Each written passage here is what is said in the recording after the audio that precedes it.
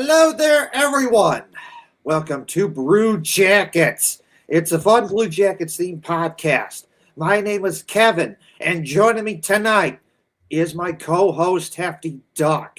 And as always, we always invite people to come on the show. Whether if they do or don't, there's always next time. Who knows? Maybe we might get a fun surprise like we have from, like when Ian comes on or when our good friend Harry, the Diamond Dog champion, comes on. Good guy, good guy. But anyways, a lot of stuff going on in the Blue Jackets world to talk about. The Blue Jackets have played 3 games since our last show. They took 1 out of 3. They beat the Anaheim Ducks 4-3, and they lost the other 2 against the Minnesota Wild and the Ducks. A lot of good in those games. We're going to talk about it. The Blue Jackets get Mason Marchment in a trade. Big move there, and we're going to talk about it. I'm going to show off my Blue Jackets themed Christmas tree and so much more. Welcome to the show, everyone. Let's get going. Hell yeah. Welcome in, everybody. Hope you've had a good week. It's been very busy for me. It's the holiday season, as, of course, many of you are well aware. We got Christmas in 4 days. Damn. And a little bit after that, we got New Year's. And the 2026. It kind of blew by. It's going by real quick. But, these games are kind of going by pretty damn quick, too. Oh, yeah. Before I get into any of that shit, don't forget to like, subscribe, share, wherever you're watching us from. We don't have any sponsors. We just do this for fun, for the most part. So the best way that you can support us and help us out is to share our stuff, like our stuff. That, gets us in the algorithm a bit more. And, shout out to our audio listeners out there. You guys have been killing it lately. I know we're more popular with our live stream, but you guys have been great.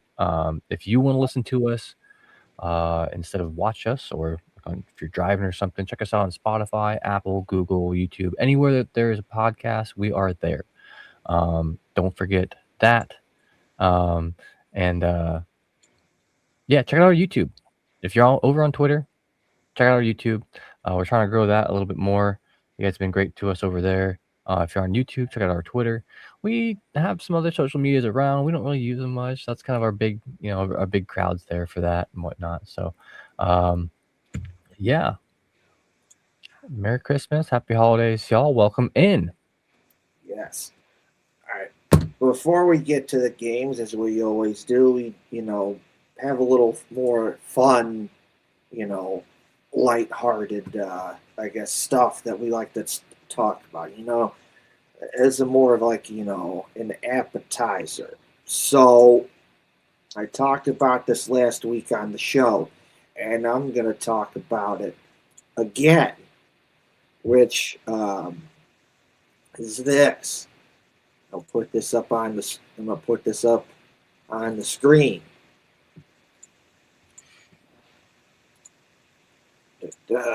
All right, so we're putting this up on the screen. So, mascots are better when they're playing hockey. So, I just like all of these fun mascot logos that different Big Ten schools have, and they're playing hockey. I just love this. This is just awesome. Of course, yes, Notre Dame is a Big Ten school for hockey, and, they're kind of goofy because they don't want to join a conference 100% because they're like basketball for the ACC and hockey for the Big Ten. They're independent in football, but yet their football schedule, they're always playing Big Ten schools. They have like a Michigan or Michigan State or Purdue, Indiana, and Ohio State on their schedule. They're kind of goofy like that. So it's like, they got 1 foot in, 1 foot out, knock it off. Just join the conference. But that's besides the point. But for hockey, Notre Dame is Big Ten. So they got the Fighting Irish, and he's playing hockey, and I think that's cool. And then we got the Wisconsin Badgers playing hockey. So it's a Badger, and he's playing hockey. And Michigan State is the Spartans, where Blue Jackets prospect Caden Lindstrom is. And, of course, so it's a Spartan playing hockey, and I like that. And you got the Minnesota Golden Gophers. So you got a Gopher playing hockey, which I love. I just think that's so cool. And Ohio State. Can't forget about Brutus. My guy, Brutus, who also in this mascot logo is playing hockey. And I like this. So more mascot logos playing hockey. That's what I want. Hell yeah. I'd love to see it. As an artist, Hefty Duck, what do you see when you look at this? I feel like I love Brutus. I wish he Yep. was wearing the home jersey. But I feel like it's like in high school, like, hey, can I copy your answers? And they're like, yeah, just change it up a little, make it look a little different. And that's how I feel about Brutus right now a little bit. Just like, especially right next to that amazing golden gopher. Yeah. And then the Spartans did it too. They just flipped it around. But yeah, my favorite's the gopher. It's just so goofy. Them big old teeth just crack my shit. I do like is that a badger, right? Yep. Wisconsin. Yeah, I like that. He's got a little angry look on his face, and I like that. The Spartans guy's a little too friendly looking. A very punchable face. Yeah. I agree with that. Big Brutus guy. I like that logo. Ohio State. You should be using that logo as your main logo for hockey. That's your new logo, Ohio State. Do it. That's your new main logo for hockey, Ohio State. You should be using that. That's just me though. But I agree with Hefty Duck. If I had to pick a favorite mascot of the logo playing hockey that's not Ohio State, it has to be the Gophers. I just love it. It's a goofy looking gopher and the teeth, and he's got like a hockey jersey and hockey gloves and the skates and the hockey stick with the pants, and the dude legit looks like he's playing hockey. And I just think it's funny and silly and goofy that a gopher is playing hockey. Yeah, that's pretty fantastic. So, one last thing before we get to the games and everything, the more important stuff, is so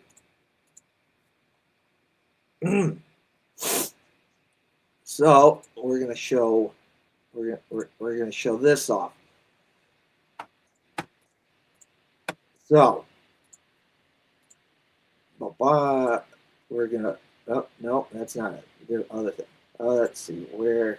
There we go. Okay, so shout out to my Aunt Karen, because this past Friday was Christmas with the Wisconsin family and other people on my mom's side of the family. Like my Uncle Jeff. Also, my brother and his wife and my nieces were there, my mom and dad. But big thing is that this right before Christmas is like when my Wisconsin family comes down to Illinois and celebrates Christmas with us. And I got some cool stuff from them, but the one thing that really does kind of stand out here is this shirt. That it's a black shirt. It's got a Santa hat, and snow and candy canes and green plank with the red thing. I think that's like a poinsettia or something. And it says most likely to watch all hockey games, which is, it's true. I watch hockey. So good shirt, and it's objectively true. And shout out to my Aunt Karen for this fun shirt. Oh yeah, that's pretty dope. I like it. All right then.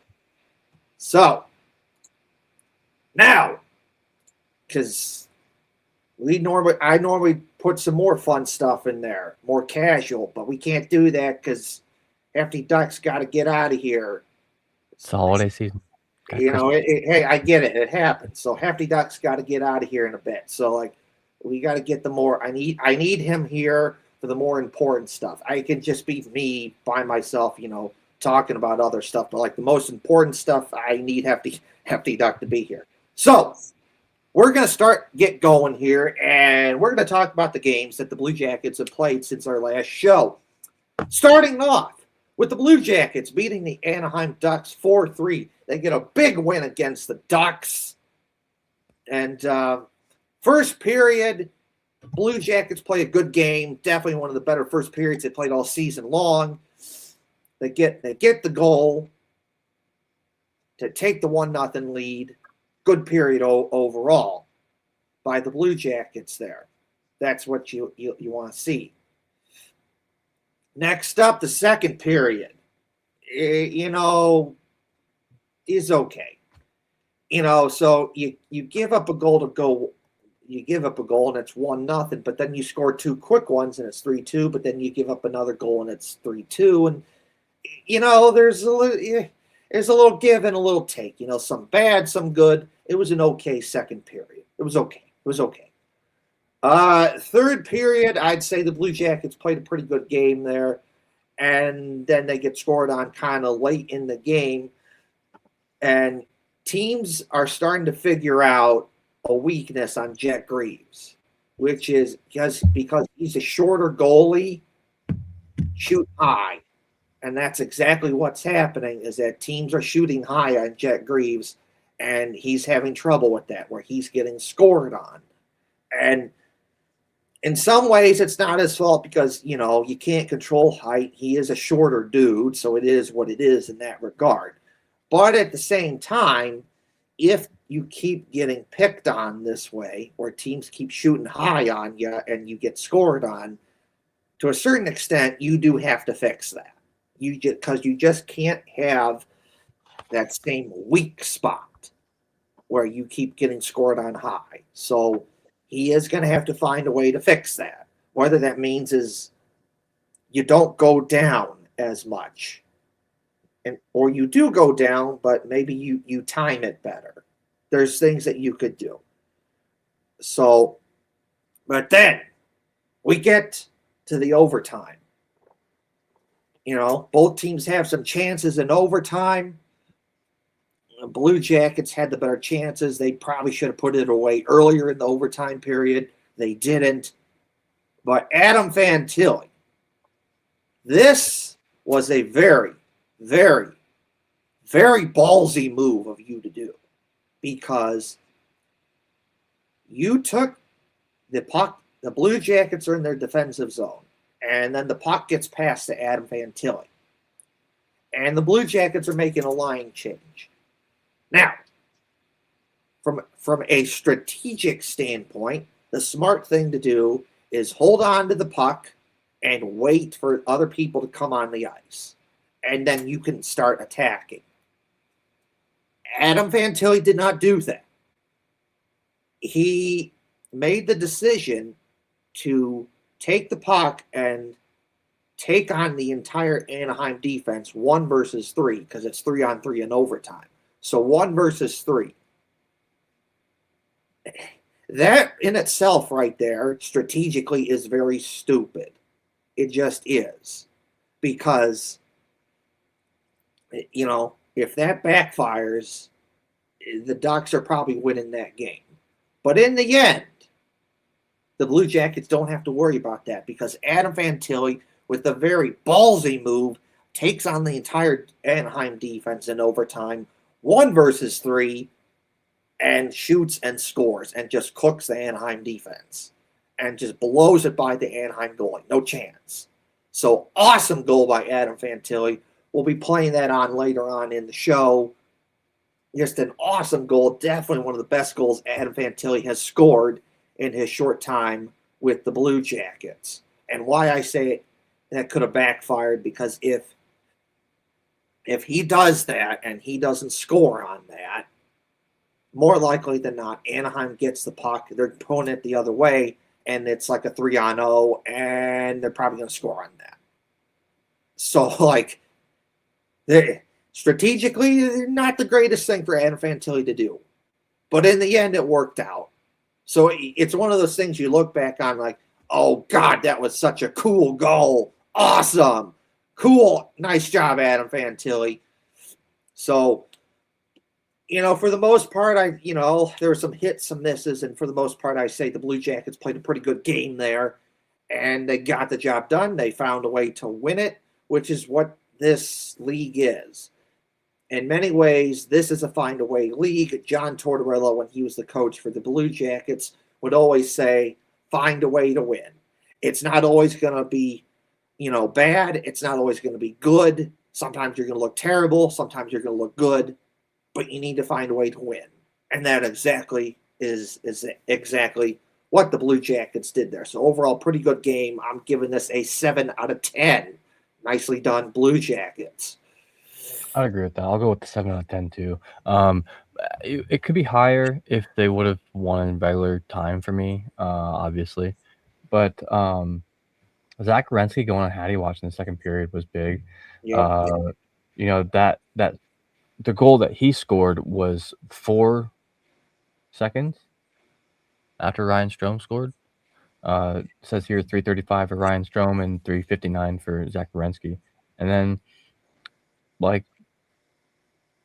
not really quickly after, Boone Jenner scored again. So that helped keep the momentum up going. Almost all the goals in the second period came within the first 5.5 minutes. So that was really fast, really quick. Werenski showing us how it's done though. That first goal hit some nice little puck handling to get right down the slot, just boom, easily. The Strome goal from the Ducks, that was a little bit of a weird doinker over Greaves a bit there. Zach Werenski showing us how it's done. Don't really remember the Boone Jenner shot. Michael Granlund just came in and just wung it hard. That's he's kind of an older player. He's a very hard shot. But the one goal I kind of want to talk about, and you brought it up already, is the Jackson Lacombe goal. And this has become very popular in the entire NHL to start shooting more shots from the red line, from below the goal. behind it, even below the goal line, like even behind it a little bit. He was behind the goal line when he shot them. Yeah. And the thing is that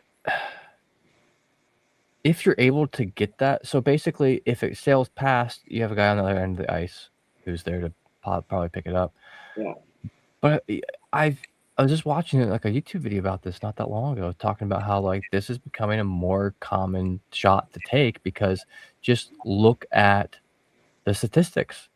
The statistics show that it's not a bad place to take a shot from. And in this instance too, maybe Jack Graves being a little bit shorter may have had something to do with that too, because it literally hits him in the head and just glances off and in. Yeah. Ouch, 1. 2, maybe it could have hit his shoulder if he was standing up a little quicker or a little taller or whatever. Yeah. I don't know. That's such a hard goal to defend, no matter who you are. But yeah, the way his stance was a little bit odd to me in a way. Like, obviously, he's an NHL goalie. He knows way more than I do. But I was surprised that his shoulder wasn't like up in the top of the post, like you see a lot of them do. Like you see Merzlikins do that a lot too. Like his shoulder would be like up into like the upper 90 of the goalpost a bit or something like that, to where like it just gives it less of a chance to go in. Shit happens, but you're right. People are aware of this now. People are well aware. I have seen in the past few games that he played in, I've seen like 5-6 shots just right at his head, just directly at his head. And like the one sail, I seen one sail over the goal before. That's the one thing that could happen, is it sails past the goal a little bit, but everyone's shooting high on him, everybody. And thing is, if he stands up to remedy that way a little bit, then you get the 5 hole. Then what? So Jack Reeves is a very talented goaltender. I think that he is, in the position that he should be in on the Blue Jackets. But you gotta start adapting. The longer you're in the NHL, the more you have to adapt. The more people are aware of watching video on you.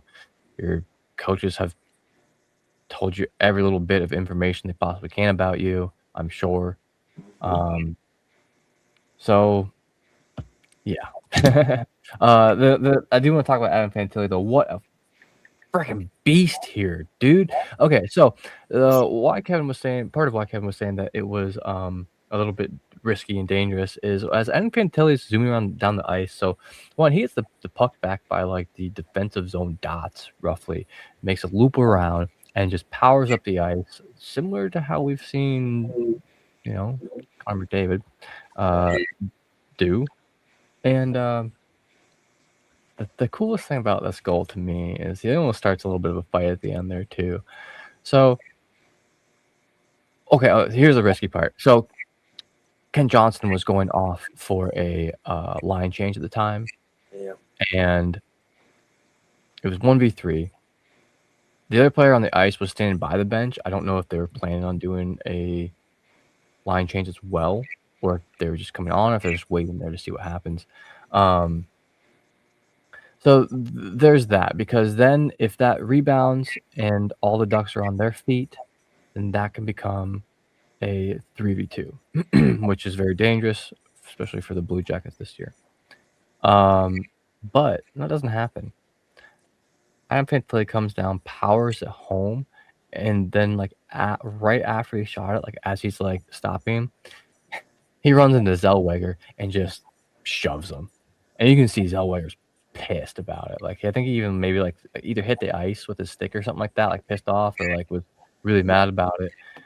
And he kind of looked at Fantilli, and Fantilli is just like he's just off celebrating. He don't give two shits about Zellweger right now. And so Zellweger's like, I'm not even gonna bother fighting this right now. He just skated off.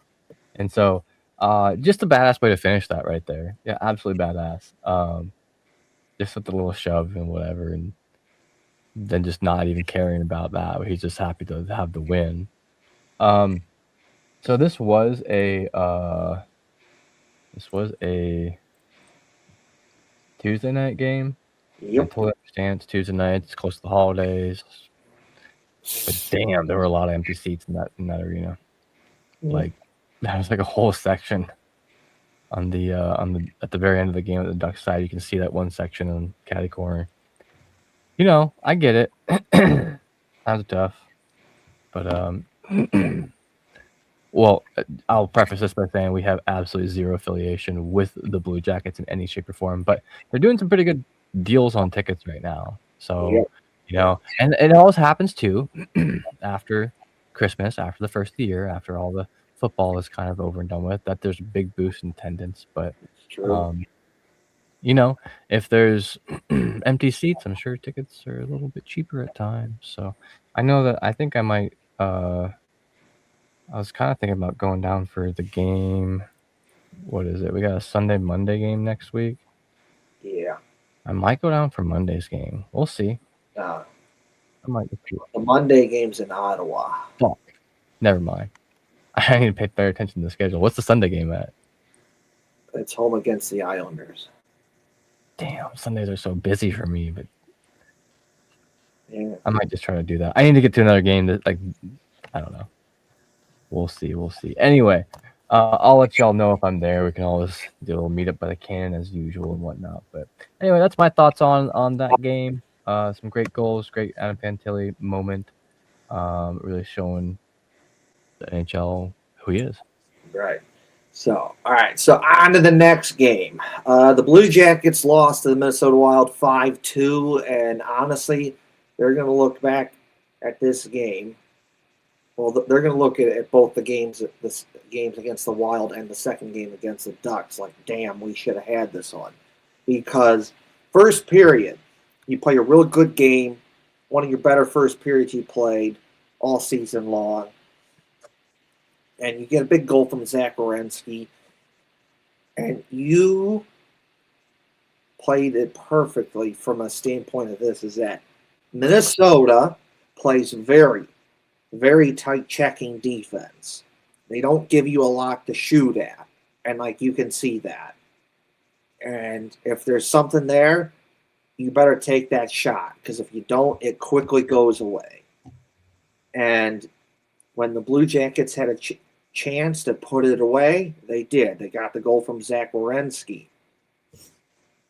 Because if they're And you can see when Minnesota has the puck in their offensive zone, they have a lot of talent. They have Kirill Kaprizov, they have Brock Faber, they have Matt Boldy, Yule Eriksson Ek. Obviously, they recently got Quinn Hughes and some other guys. And you can see the talent. They really put on the pressure when they're in the offensive zone.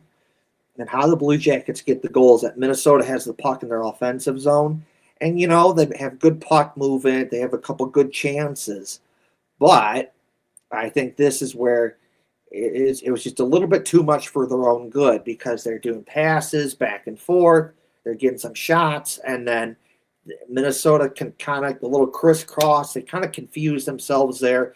The Blue Jackets saw that, and they jumped right on it. And puck goes, gets some puck movement, goes to Charlie Coyle. He's in the offensive zone. He kind of makes it look like he's going to shoot it, but then at the last moment, kind of like a quick pass over to Zach Werenski, shoots and scores. Good goal. Second period, Blue Jackets started off, they played a real good game. Could have had some chances to put it away. They didn't score, but they did have some good chances. And then about 10 minutes into the second period, they kind of gave it away, because the thing is up until that point, Minnesota was playing terrible. They had nothing at 10 shots through 2 periods at that time, and that's not going to get it done. And they were just terrible. The only thing they could say is that they were playing a good game defensively, because offensively, for the most part, they really didn't have anything. And then the Blue Jackets, just a dumb, lazy penalty. You get called for a slash, and because you're not moving your feet. You're always going to get called. If you're not moving your feet and you're just standing there, you're going to get called.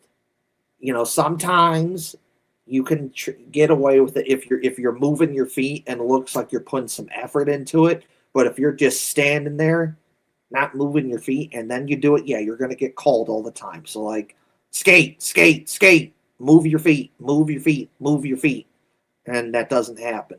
But then the Wild score on it, and it's And, listen, it happens, but you got to try your best to keep the puck away from Kirill Kaprizov, because one of two things is going to happen. He's going to shoot and score, because he's really good at shooting the puck, or he's going to find a guy to get the puck to, and that guy's going to shoot and score. And that's what happened, is that Kirill Kaprizov gets the puck, and then Blue Jackets just kind of cut off the shooting lane so he can't shoot it, but because it's Kirill Kaprizov and he's really good, he found a way to get the puck to another Wild player, and he shot and scored it. And it's just the little things, like Den Matejchuk. Overall, you did a good job there, kind of boxing him out. But you just missed him by just an inch or two. And if you play it right and you don't miss him by an inch or two, that's not in the back of the net, because he would either A, block the shot, or B, he would get rid of his stick. And that's not happening. But just because you just missed it, puck goes to the Wild player, and then he shoots and scores. It's just little stuff like that that sometimes make a difference. And then you're in the offensive zone, and the Blue Jackets have a really bad turnover. There are certain turnovers are bad. You don't want to do it, but sometimes it's more acceptable. This was not an acceptable turnover, because it's in the offensive zone, up high by the blue line, and it gets picked off. It goes the other way, and it's a 3-on-1, and Jack Greaves gets scored on because you hang him out to dry. Just bad. You didn't have to do that, but you did, because bad offensive turnover leads to basically, minus that one guy, not really any defense in front of him, and you hung him out to dry, and he gets scored on. You didn't have to do that, but you did. Now, towards the end of the second period, the Blue Jackets do get a goal again. from Zach Werenski. So that second period isn't completely terrible. You do get another goal from that. So there's that. Now we go to the third period. It's okay. You know, some teams have some chances, both of them. And then they score. And then the Wilds, you know, they score 3 goals and it's 5-2. Yeah, what the hell was that? It's just like, oh, God, what was that? This is terrible. But the one goal to make it 3-2, yeah, that probably should have been goaltender interference because Yule Eriksson, who scores it for the Wild, he pushes Jet Greaves' pad in. He kind of bumps into him, and then after that, he shoots and scores. And realistically, probably should have been goaltender interference.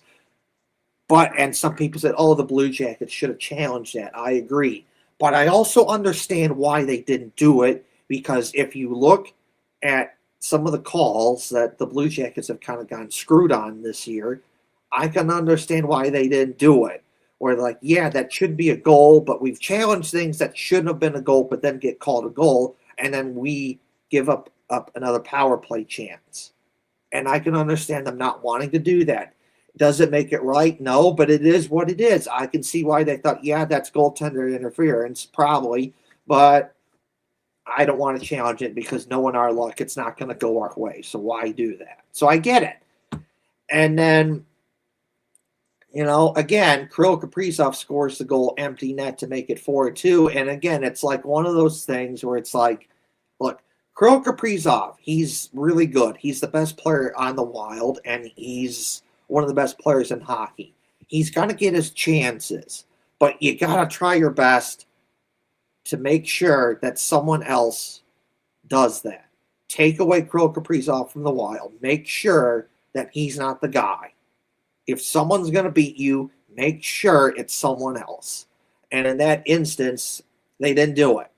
They just let Kirill Kaprizov get the puck, and then he skates it out of the defensive zone for the Wild.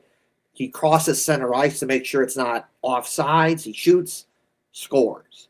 It didn't, so it's like that's another mistake there, is that you got to try your best to make sure that Kirill Kaprizov does not get the puck. And then they pull the goalie again. Like, I get it. You want to be aggressive, but I don't necessarily agree with that. But it is what it is. And then Dmitry Voronkov, from my perspective, in my opinion, it was a very lazy effort from his perspective because he tries to stop the Matt Boldy, the guy who scores the goal for the Wild, and it was kind of a half-assed attempt. Yeah. Put more effort into to try and stop the guy. It was kind of half-assed, and then the Wild player Matt Boldy just blows right past him, and then he scores. And it's just like, what was that? Like, what are we doing here? And then, me personally, it's a nitpick, but this is something I didn't like seeing, is that late in the game, the Blue Jackets get a power play. And we throw out we're throwing out third and fourth line guys, basically. Like, what are we doing here? You have a chance to score here. Why aren't we putting our top power play guys out there? Come on. Because, look, if in more recent years in hockey, you keep seeing these games where a team is down 2-3 goals, sometimes even more than that, and they find a way to come back to win it. So realistically, you're probably not winning that game, but you're never really out of it until that clock hits 0. So for me personally, I would have liked in that power play, I would have liked to, throw out your top guys instead of, throwing Zach Aston Reese and Isaac Lundstrom and other guys out there when that doesn't really do you any good. But that's besides the point. So that's a game the Blue Jackets are looking at like, damn, we should have had that one. So probably would have been at least an 8 out of 10 if you win that game. But you lose, so it's a 6 out of 10 for me. Yeah, I mean, for me, I don't know. I almost have to do 5 out of 10 for this one. This one kind of pissed me off a lot because they got outplayed so hard in many situations. So Zach Werenski kind of carrying the team right now. I mean, Fantilli's helping out. Marchenko's nowhere to be seen.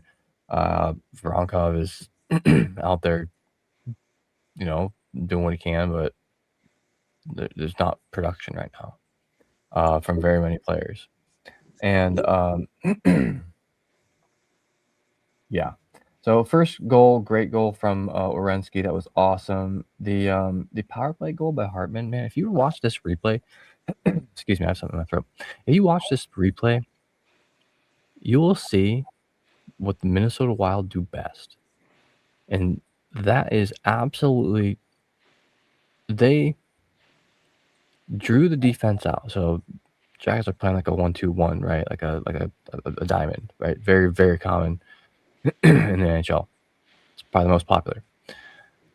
And Minnesota Wild, with their passing, they noticed like every Blue Jackets player is turned like the same way, and they're all looking at the puck and puck watching and focusing on that and puck chasing. And so what the Wild do is pass it up top, pass it over. They create a gap by spreading out the defense, and then with their pass towards the, I guess it would be the right defensive dot. When they're passed there, every single Blue Jackets player, all 4 who are on skaters on the ice, turns and collapses towards the puck, which left Hartman wide open behind Cole Cylinder. And it's not a singular blame because they're all doing the same thing. But at that moment, you're not playing man-to-man. I get it, you're playing zone. But if Silly would have maybe held back just a little bit, I don't know if they were all felt a lot of pressure at that point because we all know how power play, how penalty kills can go, or what. But he turned his back straight to Hartman, and that's who ended up getting the puck and had a wide open shot. And I've been kind of critical of the penalty kill and the power play this year because they've not been super great. They've not been the worst in the league, but there's definitely room for improvement, and I don't think it's the skill of the players. I do think that this is maybe an experience, a mental thing, or a strategy thing. Staying anchored to one side a bit more, maybe. Because like I said, all 4 players were within 10 feet of each other, 15 feet of each other. I don't know. I can't tell from up here, when I'm watching on the ice, but they're all very close. And Minnesota has 2 or 3 guys around the outside, just wide the fuck open. It's gonna happen, especially on power plays. But excuse me, sorry if you heard that burp. The Tarasenko goal was just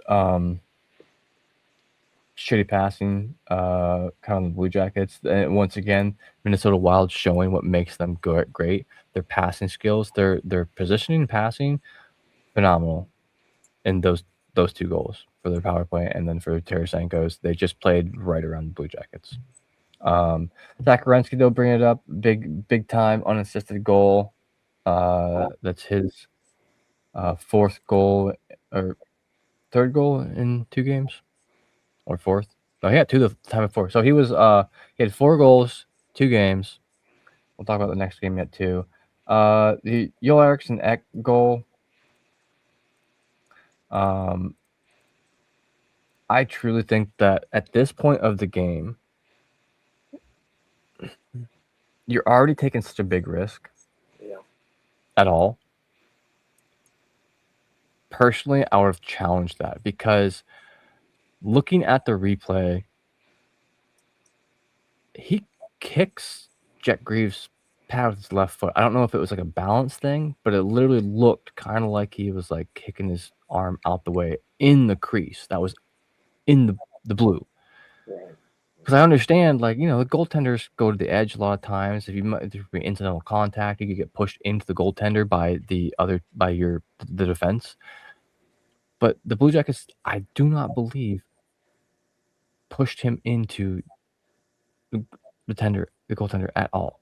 I just don't. And if you like, it's a goal, and then if you challenge and you're wrong, then it's a power play.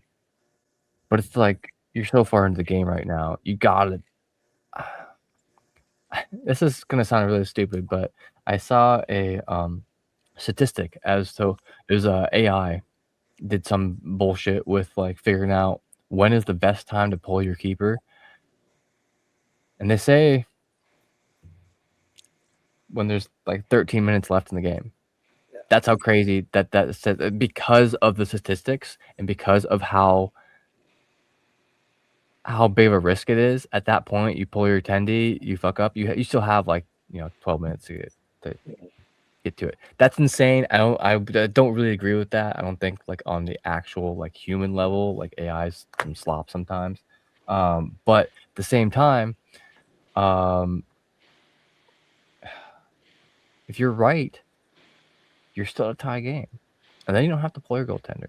If you're wrong, you have a penalty kill. And in this game, there was 3 penalties the whole game. 1 from the Wild in the first, 1 from Zach Aston Reese in the second, and 1 from Tyler Pitlick. That was very late into the third period. And so I take the risk. You're already losing. You're already going to lose at this point. Well, you're not guaranteed to. It's only 1 goal. But at the same time, you're over halfway through the third period. I was surprised, like, just watching this like live. I was kind of surprised that I didn't see that happen. I don't know. I'm not really sure. Maybe the guys in the video room saw something that made it really obvious to not challenge that. I don't know, dude. I didn't like that. The empty nets. Oh, man. It's been rough for the Blue Jackets pulling their tendy this year. It was last year. It has been for Brad Larson. It was for Pascal Vincent. It's not. It's maybe pulled like 1 or 2 overtimes for them. I mean, it's better than none, but honestly, the Blue Jackets. I said this before this year too. When they're up a man and they're on a power play, sometimes it doesn't look like they have an extra man. Sometimes it's like it seems like the other team has a man on all of them, and it's like, what is going on here? You're trying to look to see where is everyone at. Sometimes it's just 2 players being too close to each other. It's simply can just be that, and then some lazy defense trying to knock the stick out of Matt Boldy's hand or something at the end too. Rough. Anyway, I'm disappointed in this game. 5 out of 10 for me. Blue Jackets once again had more shots than the opponent and 3 less goals and lost. So, I wish I had more positive say. You know what? The Blue Jackets did great this game. And 64% of the faceoffs. Amazing. That's great. That's one thing I can say. You know what? I'll give him 6 out of 10 just for that.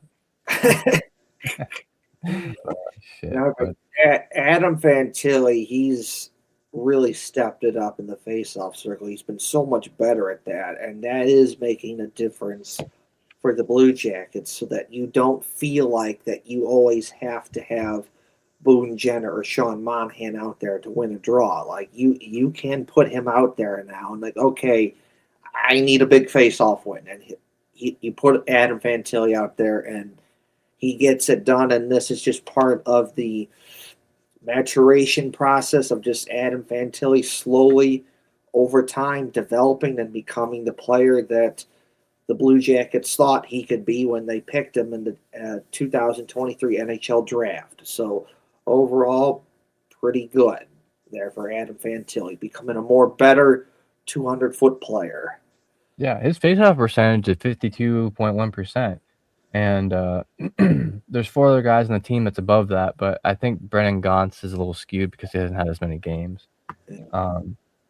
But Boone Jenner, Sean Monahan, Isaac Lemnstrom, they all have about 53, 54%. And then Pinto is right there with 52, so he's keeping up with the big guys out there, or the older guys, I should say. He's a pretty big dude himself. But Hey, yeah. Anyway, on to the next game. The Blue Jackets played the Ducks again, this time in Anaheim. And this is a game that the Blue Jackets are going to look back and say, damn, we should have had that.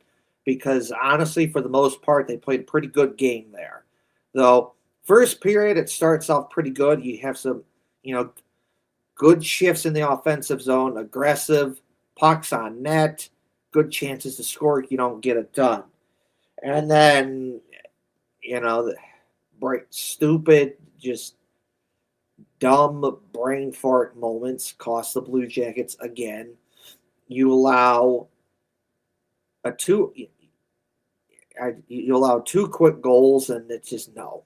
I'm sorry, just no.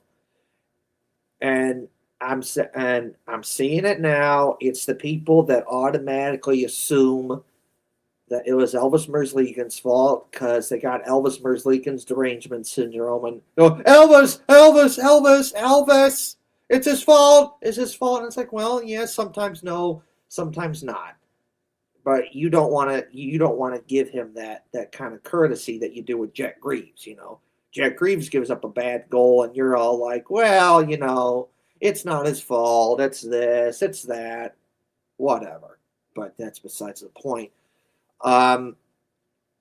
So the first one is you allow kind of a quick bang bang goal, either 2-on-1 or 3-on-1, one of those things, and you get scored on. And then the second goal, Elvis is because you didn't do a very good job getting the puck out of the offensive zone, and you allow people to kind of stand in front of Elvis. He's kind of screened, and he gets scored on because he kind of can't see it. So it's like, that's two lazy plays right there that you don't do that, you're not getting scored on. Sorry, you just don't. Now, later on in the first period, you do get a goal there on the power play from Dmitry Voronkov. And Dmitry Voronkov at this point is basically money, almost basically a guaranteed goal on the power play. Might as well consider him a power play cheat code because it just seems like every time the Blue Jackets are on the power play and he's on the ice, he just scores in one way, shape, or form. You throw the puck anywhere near him, and he scores. He's just that good. And what I like about this is that, all right, the Blue Jackets, they set it up. They have a couple good chances, and then the puck goes down to Charlie Coyle. And Charlie Coyle played this perfectly because he's a right-handed shot on the left side of the ice. And he kind of makes it look like that he's going to shoot it. So then the defense sees that, and they kind of play the shot. And then, kind of at the last moment, Charlie Coyle passes it over to Dmitry Voronkov, and he shoots and scores. Just awesome play there. And I love it. So good goal there. Second period, I'd say for the most part, you played a good period there. You had some good chances. Overall, pretty good period there. And then you get scored on because you know what? I'm calling this a brain fart, not only on Elvis Merzlikins, but also the defense in general. Because I see what Elvis Merzlikins is trying to do here. He goes outside behind the net. He's trying to play the puck, but then he doesn't play the puck. Someone else plays the puck. And because of that, Elvis Merzlikins is out of position, and when he gets back into the net, he's not set. Like, if you just don't, one of two things got to happen here. You don't leave the net, and you don't get scored on. Or if you leave the net, you need to be better communication here. Like, Elvis, if you want to play the puck, you got to be like, hey, I got it. I got the puck. Don't play it.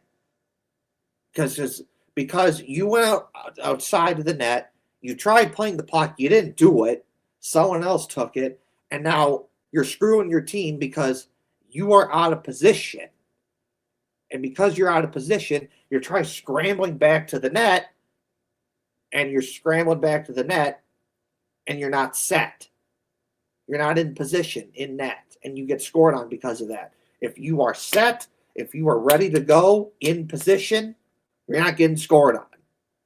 But brain fart, so that screwed you there. That screwed the Blue Jackets, because other than that, it was a pretty good second period. We get to the third period. The Blue Jackets, they tie it up, playing a pretty good period there. They have some chances. Could have scored a lot there, but they didn't. But they have some good chances, good pressure in the offensive zone. Really kind of had a good period there, outplaying the Ducks. And then you get the goal from Zach Werenski to tie it at 3. Good game. You're playing a good game here. Good period. And it goes down the toilet because, again, brain fart moment, you can't get it out.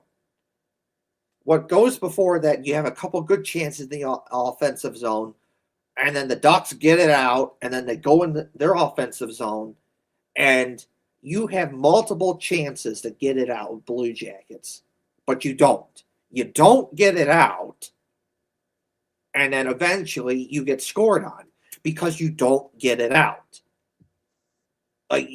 And you kind of left Elvis Merzlikins hung out to dry there because you don't get it out, and then kind of, the guy for the Ducks who scored, he's kind of off in the distance in the background hanging out. No one's really paying attention to him, and then he slowly goes in, gets the puck, and scores because you're not paying attention to him, and you don't get it out. When you don't get it out, that's what happens. Now, not completely over yet. The Blue Jackets had some time to maybe come back. But this is where the shenanigans happen, and I'm calling it out. Is a little over 2 minutes to go. Zach Werenski blocks a shot, and he's down. And he can't really get up. He tries, kind of moves a little bit. Elvis Merzlikins kind of pushes him with his stick to kind of get him towards the bench. And was it too many men on the ice? Yeah, I could see it. But here's the thing. Earlier on in the game, the Ducks player gets hit with the puck. He's down. He really can't get up. They played that. They played that immediately. They stopped play. And that's how it usually goes normally. Someone goes down real bad like that. You stop play immediately. You make sure that person's okay. And if they're not, you get someone to help them get up. So you would have think that would have happened in the situation involving Zach Werenski. But it didn't. They didn't call it. And because Zach Werenski can't get off the ice because he's hurt, they call a too many men on the ice penalty, which in my opinion was stupid, but that's besides the point. Like, what are we doing here? And essentially, that kind of killed off most of the remaining clock because it was the Ducks had a power play at 2 minutes 11 seconds. Blue Jackets do kill the penalty off. They pull the goalie. They have some chances, but it was kind of too late. It's just kind of stupid shenanigans like that. It's like you're calling it over there when the Ducks player gets hurt bad and he can't get up. But the moment it's Zach Werenski, he gets hurt bad and he can't get up. You're not calling it, and then you're doing goofball shenanigans by calling, too many men on the ice. Like, no, that was just dumb. And even Dean Evison called it out. And he's normally if there's something that's bad happened, he normally doesn't say anything about it. But it was so bad that even he had to say something about it and call it out. So, again, that was, for the most part, you played a good game there, but just stupid, dumb mistakes, brain fart cost you. And you're going to look back at that game and say, damn, we should have had that game. So, overall, 6 out of 10 for me. Yeah, I'll give them a 6 out of 10 here, too. I'd agree with that because it would be much higher if they won. Yeah. They played a pretty good game. But I'll start from the top again too, and just give some color commentary on some of this shit. Those first two goals, one, the very first shot by Mikael Grunland, it's a fucking great shot. Yeah. Why was he able to take that shot? Just it was a great shot. He was unbothered by anybody. Jacob Truba, man, you just gotta put some. If you're just fucking get a penalty, dude, I'll give a shit. Just knock someone over if it's the second minute of the game and they're literally about to score a second goal. Like, I don't know that the. Okay, there's a different goal here I want to talk about. So I do want to talk about something I've been bitching about for weeks now is positioning and how great Veronkov's position was on that power play goal. He was exactly where he needed to be, and it was the exact pass that was needed for, well, pass, kind of a shot pass, but absolutely great. Same thing with Marchment then too. So Marchment, first game in, first goal as a Blue Jacket, really impressive to walk onto a new team and to get a goal like that. I do have a small complaint about him later, but we'll get to that. That was his 5th goal of the season, and pretty cool tip in from a shot by Sivo. So then, was it the Mason McTavish goal? Was it this one? No, it wasn't that one. That one's just shitty defense a lot, in my opinion. It was like a 4-on-3, and I'll talk more about shitty positioning and shitty defense in just a second. Zach Werenski showing us how it's done again. So that's his 5th goal, upper left corner.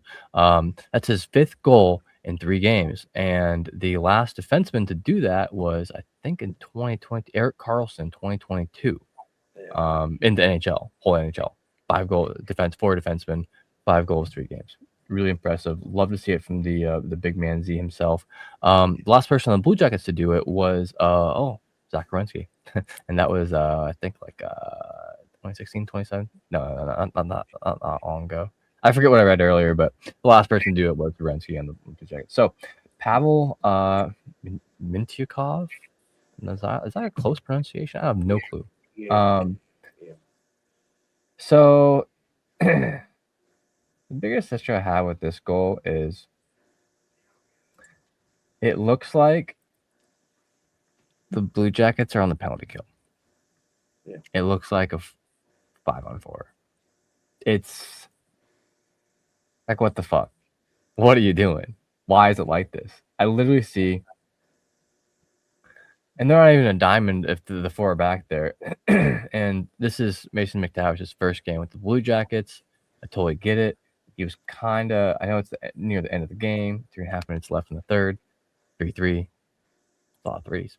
I get you're kind of tired. He's number 17, right? Yep. Blue Jackets, yeah. So he's kind of just standing over by the boards during all this. That's, I don't know him as a player well yet. I mean, I haven't done a deep dive or dig in too much research other than seeing that some people say he falls down a lot, I guess. But yeah, that one's a rough one to watch for me a little bit. That one is kind of, but then it's not like it's just his fault or anything like that. But positioning sucked in that moment. So Big Z doing it up. Let me talk about this penalty a little bit too. So very oftentimes in most sports, if someone gets injured and falls down, if the opposing team is on like a scoring drive, like let's say like they were up in the Blue Jackets offensive zone and Zach Werenski got hurt up there and the Ducks got a counter attack like immediately and he's up there hurt. Well, like there is a obvious advantage to someone, like if they were pretending to be hurt, to stop that play. So you have to let it play out because the opposing team is on the drive, on the move.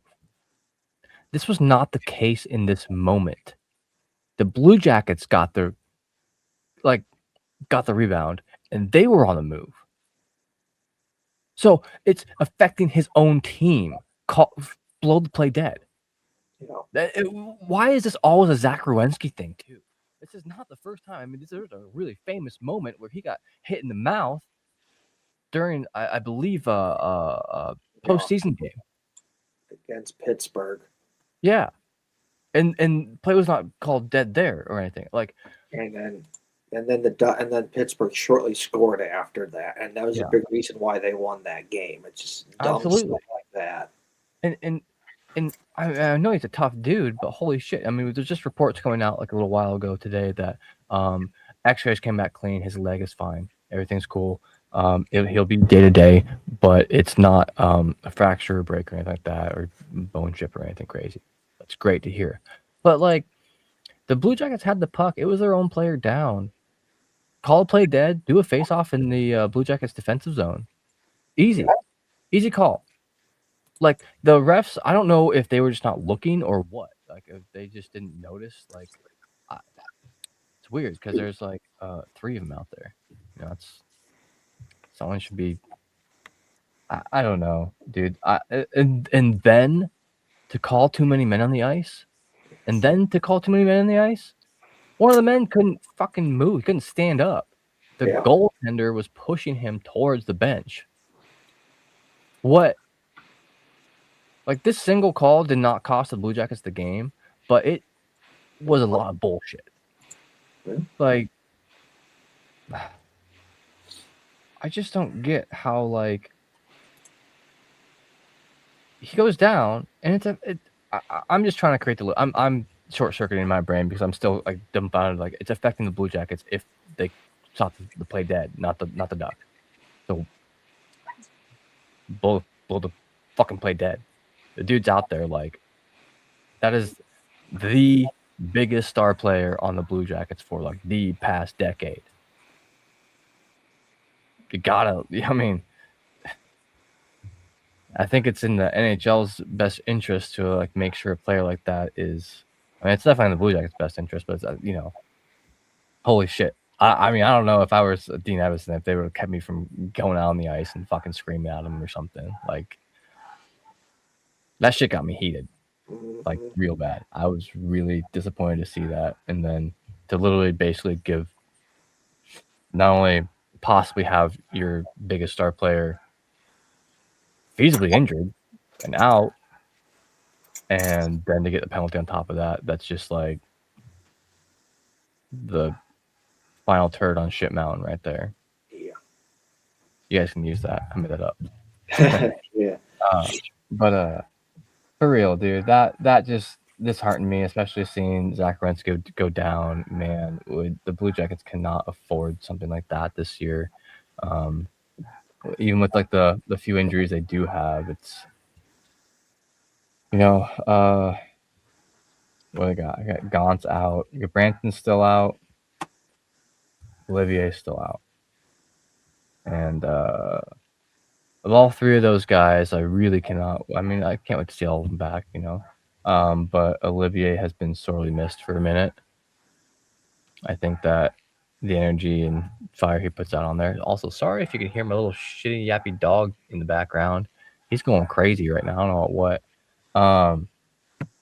But yeah, overall,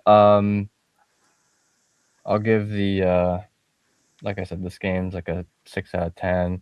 I'll give a 3 out of 10 to the refs. Fuck you. Sorry for our usual viewers if you don't hear me swear like a whole ton. I usually try to wait till later on in the episode so YouTube doesn't flag us. But that's true. I'm pretty pissed about that. That is Zach Werenski going down. I mean, it pissed me off if it was anybody, but holy shit. You got blow it dead. Yeah. It wasn't affecting the Ducks at all. In fact, it would have helped them avoid a rush. Yeah. Anyway, that's all my 2 cents on that game. All right. So we said we would show the Adam Fantilli goal, so we're going to play the goal. So I'll put it up on the screen. So here we are. The Blue Jackets are in overtime. It's tied up at 3, and Adam Fantilli makes the decision to go 1-on-3 and score. And it was a cool goal, but I'm going to break it down. I've said earlier on the show why it was bad, but here's video proof why it could have been bad. All right, so we got Fantilli. He's got the puck. Blue Jackets are going off for a line change. And all right, the smarter thing, again, strategically, would have been to hold off on wait until you get your line change. But it didn't. But instead, Adam Fantilli didn't do that. He took on the entire Anaheim defense and scored and cooked them. Because if he doesn't get this, Ducks get the puck and they probably win.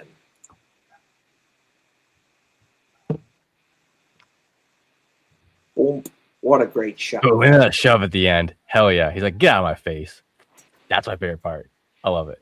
So overall, pretty good goal here by Adam Fantilli. He just kind of cooked the entire Anaheim defense here, and just awesome shot. The goalie had no chance. What do you got?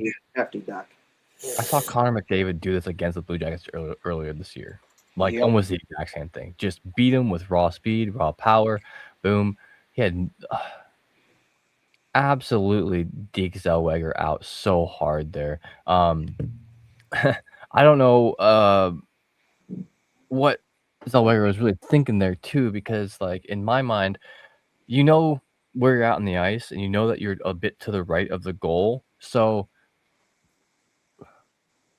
Adam Fantilli fakes him left, dekes him left. Zellweger swings his stick out to the right, completely away from the goal, basically just giving Fantilli like the pathway right to the goal. What are you doing, man? Like, and also too, right here, Carlson, so slow. Look at that. He's just like out there lumbering around, like, bro, push him over. Like I'm imagining myself like as like rooting for the Ducks for a second. I'm like push him the fuck over. Just it's the end. It's the game. This is the end of the game. It's Adam Fantilli. Like you're about to get scored on. Why didn't you just? I mean, I know that it sounds a little ridiculous sometimes. Like I'm not looking for anyone to get injured, but like take a penalty sometimes if you have to. If it's gonna give you, it's a minute and a half left. You go on the penalty kill. You get to shoot out. You're probably gonna lose some Blue Jackets, but at least you like haven't lost in that moment. Yeah. So like, yeah, just late. I mean, he's just gassed or something. Like, what's he doing? He just like lets him by. Like, oh, my other defender got it. No, he don't. He swung his stick out so wide to the right. Boom. Easy. Adam Fantilli makes it look easy. And that sure ain't. But then at the very end, oh man, I love seeing. I've seen so much like captain material from Fantilli, and even this is just like a prime example. He's aggressive, but he's not like mean about it. Like he he pushes him out the way, and is like get out of my face kind of. But then like he's already gone. He's on to the next thing. He's like, we just won. Fuck you. I'm out. Yeah. I can appreciate that. So another thing that we'll back this up there. So look, another thing is that how this could have gone wrong is look, Adam Fantilli kind of has two guys on him. He's got this guy and he's got this guy. And if he shoots this wrong, it's either it goes wide the net or it's getting blocked and it's going the other way. But he shoots it right and then he scores. So like there's just so much that could have gone wrong here where going 1-on-3 and there's no people to back you up, so could have gone the other way. And then you have this right here with two guys right in front of you, so right bias. If you shoot this wrong, this is getting blocked, and it could go the other way. But in the end, it didn't because Adam Fantilli scored. Awesome goal by Adam Fantilli. Definitely one of the better goals that Adam Fantilli has scored.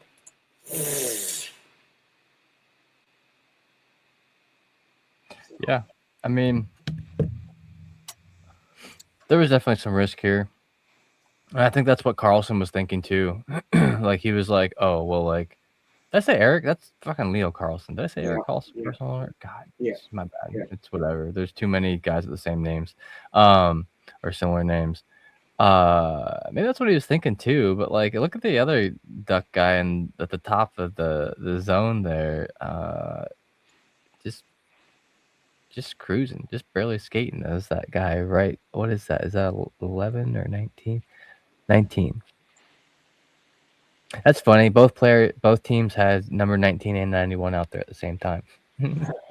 But yeah, the two guys that are right behind Fantilli now, what were they doing? Sandwich them, squish them. You were both on the other side at one point. Why not just like get in his way? The other guys are off doing a line change. You have time. But no, we're just gonna let Adam Fantilli have a free shot on the goal. Yeah. Anyway, but no. All right, so we'll let this play one last time, and then we'll get on to something different. I got a few minutes here yet, but we can chit chat about something for a bit before I get up out of here. Yeah. Oh, and another thing, Hefty Duck. Like I'm gonna kick you out this time because you hit the button last week, and I kind of like. Oh yeah.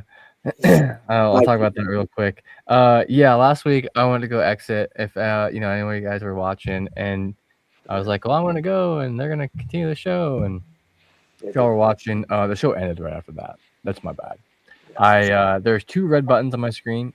One is to leave, and one is to end screen. I was very tired, and I hit end stream, and without even just thinking about it, and I was sitting here looking at Kevin and the wonderful Harry, and I'm like, why is my screen not exiting out? I'm like, why am I still here? And then I realized that I ended the fucking stream. So I did add the audio to it. So if you did want to catch that at the very end of that stream, check out the audio version of that. I couldn't add it to the live stream video, unfortunately, but yeah, my bad. No, I legit tried playing around with the YouTube channel, see if I could add it to the video, and it wouldn't let me do it. But that's besides the point. But it's there for the audio. We can always, if there's another live stream on there, we can put those two together as a playlist or something. Yeah. I mean, it's I don't think we get quite as many people going back through our catalog. Our our podcasts are pretty relevant for the time. Yeah. But yeah. My bad. So when Hefty Duck's got to get out of here, I'm going to be the one that kicks them out because like if you have the, if you're like one of the, I guess you could say the admins behind the StreamYard thing that you control, you can bring people in and you can take people off. So like I'm going to do that this time. Though. I feel like a real big jackass after that, man. Yeah, all right. Anyway, so on to the next thing.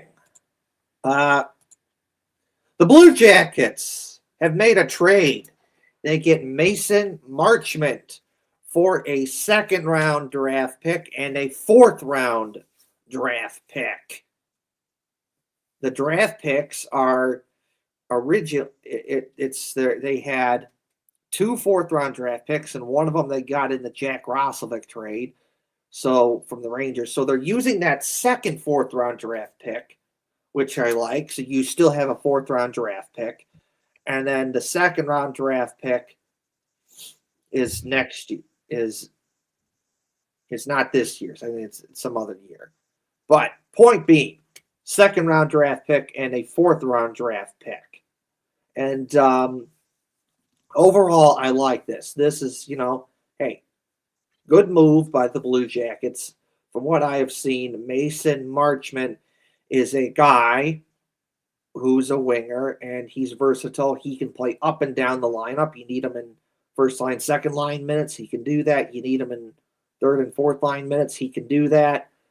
He's big, 6'5", like 200 plus pounds. and he can score, and he's kind of a gritty guy right in front of the net, and I like it because the thing is the Blue Jackets, they need some help right now because they've only had like two good lines all season long, and it's usually been like some variation of Sean Monahan, Dmitry Voronkov, Kirill Marchenko, or Adam Fantilli, Dmitry Voronkov, Kirill Marchenko, or some variation of Charlie Coyle, Matthew Olivier, Cole Sillinger, or some variation of Cole Sillinger, Miles Wood, Charlie Coyle, and some, basically that. It's basically been first line, third line that have been good for the Blue Jackets, and then other ones have been hit and miss. And like you can't have that. It's put so much pressure on those guys to do stuff when you can't always ask them because that's not necessarily fair to them. So you get a guy that can help you out in your lineup. I like it. And yes, it's only one game. It is a small sample size. But what I saw from Mason Marchment, I like it. He does add a little extra oomph, a little size, a little grit, a little determination, a little attitude with a little scoring touch to the Blue Jackets. And I like it. Again, one game, small sample size, but he was on a line with Kent Johnson and Adam Fantilli, and it looked really good. And it did help balance out some of the lines. That was another thing about the game against the Ducks, is that they finally had some lines where it was more balanced and they could roll four lines and not have to, overplay a line or two that, because, I need a goal or I need a big defensive stop, but I can't count on that line to do it. But there was like, no, you could put any of the four lines and you could feel good about that. So that's good. So yes, one game, small sample size, but I'm liking what I'm seeing from Mason Marchment so far, and pretty good move. I like this for the Blue Jackets. Yeah, this is one that was not on my radar in the slightest. I was, I woke up here in the news and whatnot. I was like, oh, well, that's cool. I don't really know much about him. I've heard his name out there before. It's not like it's a completely unknown player to me. I don't know a ton about him. So he's number 17 for the Blue Jackets. And let's see, let's see if this is updated here. Where are you at, brother? Oh, maybe it's not. I was trying to see his contract and whatnot. So his cap hit is $4.5 million. Remaining cap hit for this season, 2.78. Not quite sure what that means. Anyway, so not a huge hit against like the cap for the Blue Jackets. The Blue Jackets still have like the fifth most cap space in the NHL with like 9-10 million available current cap space, 15.5. Oh, projected. So that's projected is probably what's Marchman's addition on. So it's still 9.4. They got a couple of players who could be wheeled and dealed yet this before the deadline, and a couple players to sign here before next year as well. So Mason Marchment coming to us from the Seattle Kraken, previously played for now he has only been at Seattle for like 30 games, 29 games actually, and then came over here. Before that, year prior, he was at Dallas for 3 years. Then he was in Florida for 2 years, in Toronto. He entered the NHL in Toronto, played like 4 games for him. So since the age of 25, he has been in the NHL looks like he was full time in 26, maybe. I don't know. He's played the majority of the last 4 seasons, and so far in the NHL, 7 years, he's got 332 games played, 81 goals, 122 assists for 203 points. A plus minus of plus 60. That's in part due to one amazing year in Florida and one amazing year in Dallas. So that's pretty all right. Doesn't rack up the penalty minutes too much, but otherwise is pretty solid player overall, as we already saw. He scored 1 goal for the Blue Jackets already. That's his 5th of the year. So far this year, that was his 30th game played. He's got 5 goals, 9 assists for 14 points. Yeah, I can't count, dude. He's a -4 this year, 28 penalty minutes total.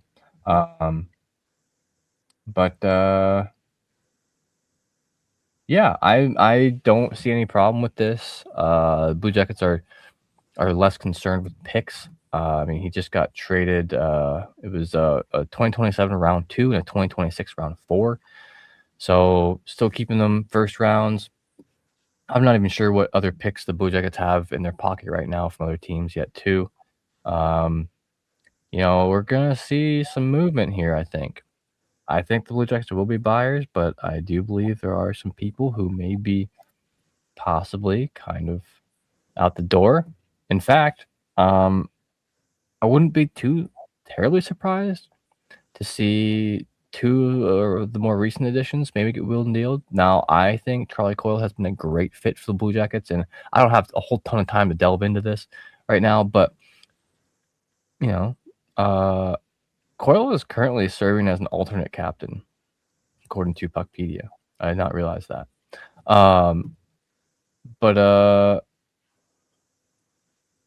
Actually, he's got no movement clause, so unless he approves it, he's not getting moved, but he could always approve it, who knows. But Mason Marchment could be, a good piece to deal with the deadline too. Another player I'm looking at, and people were calling it crazy when people were talking about trading Nick Foligno, but here we have Boone Jenner at he's a UFA after this season, and he's got a modified no trade clause, 8 teams no trade list. He is the captain, of course, and it's never good to not never good, but it's always hard to say goodbye or something like that. I'm not saying that this is going to happen, but I also would not be surprised. I think that there is another captain ready in the midst of the Blue Jackets right now, and Zach Werenski. They still got to sign Cole Sillinger. They got to sign Yegor Chinikov. They're RFAs. Fantilli's an RFA. Brennan Gaunt's a UFA. Zach Aston Reese is a UFA. We could see, players like that being moved to. Both quality players, but we could see them, maybe moving around a bit too. Same with maybe players like Brandon Smith. Excuse me. Chet Reeves is also a RFA after this season, so we're really gonna start looking at some re-signs here before too long and how that could affect the cap and whatnot. But that's another topic we can get to closer towards trade deadline as well. But yeah, I'm a welcome in Mason Marchment. Glad to have you for the Blue Jackets. Good luck to you. And that's all I got, man. And I promise you, my mouse is over the Leaf Studio button right now. I'm looking right at it. I'm very awake and alert. And that's it for me. Okay, well, thanks, bunch, man. Well, I'm kicking you. Show. Oh, have a good rest of the show and whatnot. And I will see you guys all next week. Next week, I think we got what day we're gonna do that again? Was it gonna be Tuesday? Next Tuesday. Yeah, next Tuesday. We'll come at you at the usual time though of 7 p.m. I'm sorry. It is what it is, but the schedule's goofy where you have 5 days off and then you're doing it back to back on a Monday and a Sunday and a Monday. And it's like, okay, well, they couldn't have done Monday. I guess we'll do it on that Tuesday next week. Oh well, it'll give us a few more games to work on. Anyway, See you guys. Merry Christmas. I'll see you next week. See you, Kev. Yep. Leave studio. Big button says leave studio, not end stream. All right, I got this. Good. All right. After Duck did it right this time, he left the studio and did not cancel the stream. So that is good. That is good. So, what was it like when Adam Fantilli scored the goal against the Ducks? The Blue Jackets TikTok page had this awesome video of what it was like if you were at the game. So I'm going to play that video.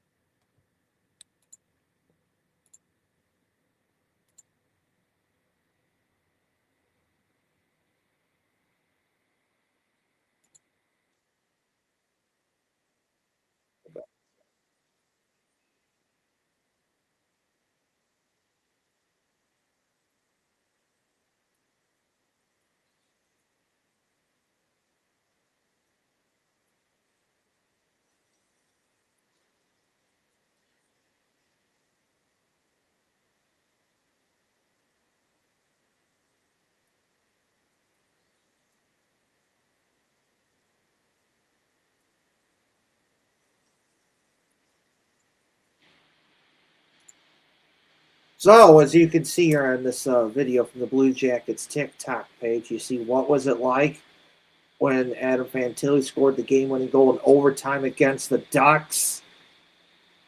Very loud. A nice, loud crowd celebrating the Blue Jackets win, and the Blue Jackets goal horn goes off. And then, of course, Adam Fantilli celebrating with his teammates, and then the cannon goes off. Of course, the victory song goes off that the Blue Jackets play after every every goal and after every win. So it's just awesome. So pretty good video here by the Blue Jackets TikTok page here, showing what it was like when the Blue Jackets scored the game, when the Blue Jackets won the game in overtime against the Ducks, thanks to a game-winning goal in overtime by Adam Fantilli.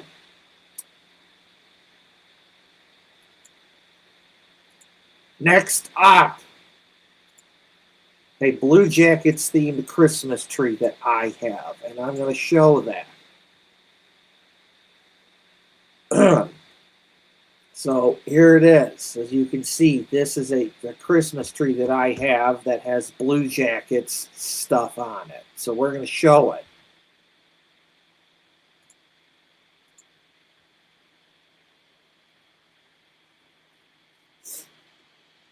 So there's the Christmas tree, all sorts of different types of Blue Jackets ornaments on it.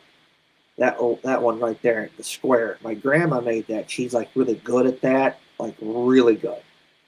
Very, artsy fartsy, very artistic. The stuff that she can make on an ornament is pretty good. It's impressive. Real good at the whole, cross stitching thing. I don't know how she does it, but she's good at it. And the stuff that she's able to come up with is just really good. And that's just how it is. I've gotten a Bengals ornament just like that, and other Blue Jackets ones, and hockey, and so much more. She's just that good at it.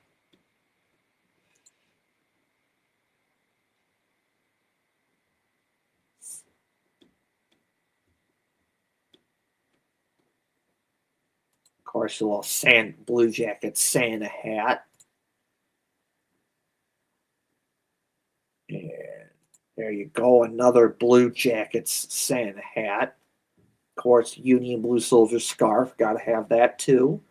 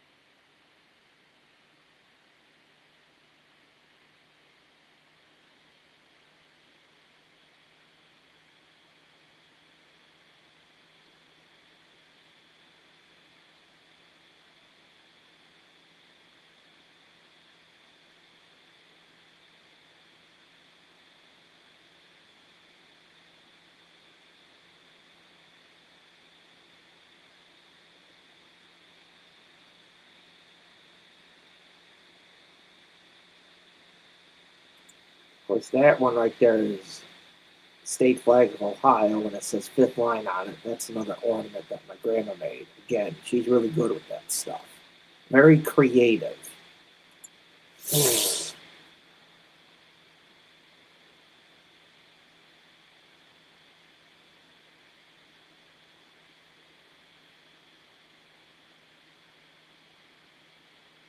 Of course, Union Blue Soldiers button. That's cool.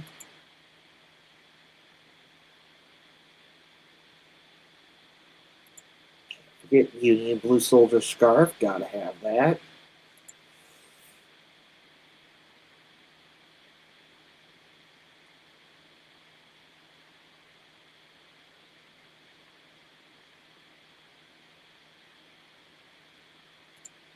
So there you go. That's a Blue Jackets themed Christmas tree that I have, and it's up every year for Christmas. So there you go. There's a video of a Blue Jackets themed Christmas tree that I have. So let's see here. Next up, what else do I got? Okay. Gonna put this up on the screen. So there is a Skyline Chili down in Naples, Florida that I go to every year. I go down to Florida, and one of the things when I do when I'm down in Florida is go to the Skyline Chili in Naples, Florida. And every year they still have the Blue Jackets pennant that I gave them years ago. Because years ago, I was going to this Skyline Chili in Naples, Florida, and they had pennants, from like all the Ohio teams. Well, they didn't have like, minus the Cavs one, they didn't have any other Cleveland ones. But, there was Ohio State, and there was the Reds, and the Bengals, and they had the Bearcats, and they didn't have a Blue Jackets one. And I was like, hey, they should have a Blue Jackets one because you can get Skyline Chili at Blue Jacket games. And Skyline Chili does stuff with the Blue Jackets where like Stinger will show up and you can get your picture taken with Stinger and a whole bunch of other stuff. You can get the cheese conies at Blue Jackets games and the Skyline Chili nachos and the Skyline Chili fries and so much more. Me personally, I get the 2 cheese conies and pretty good. Though I have gotten the jumbo dog. It's basically a jumbo hot dog with chili and cheese on it. Skyline Chili style, really good. But anyways, so for years I'd go to this Skyline Chili and in Naples, Florida, and they did not have a Blue Jackets pennant. Well, I changed that because during one of my trips to Columbus years ago, I got a Blue Jackets pennant, and the next time I was in Florida, I gave that Skyline Chili down in Naples, Florida, a Blue Jackets pennant. And every time I go to this Skyline Chili, I always see if that Blue Jackets pennant is still there, and it is. It is still there, and it's just great to see. And so I always pull out my phone, and you take a picture of it. So shout out to the Skyline Chili in Naples, Florida, for showing support for the Blue Jackets and having my Blue Jackets pennant still up there. So that's great to see.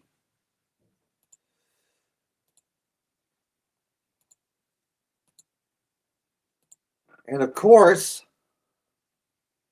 the Blue Jackets with a real cool picture here of Adam Fantilli after he scored the goal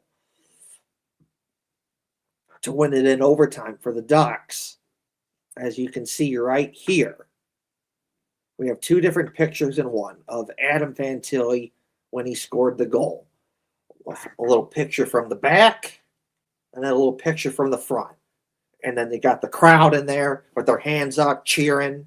It's great to see. Cool picture by the Blue Jackets here.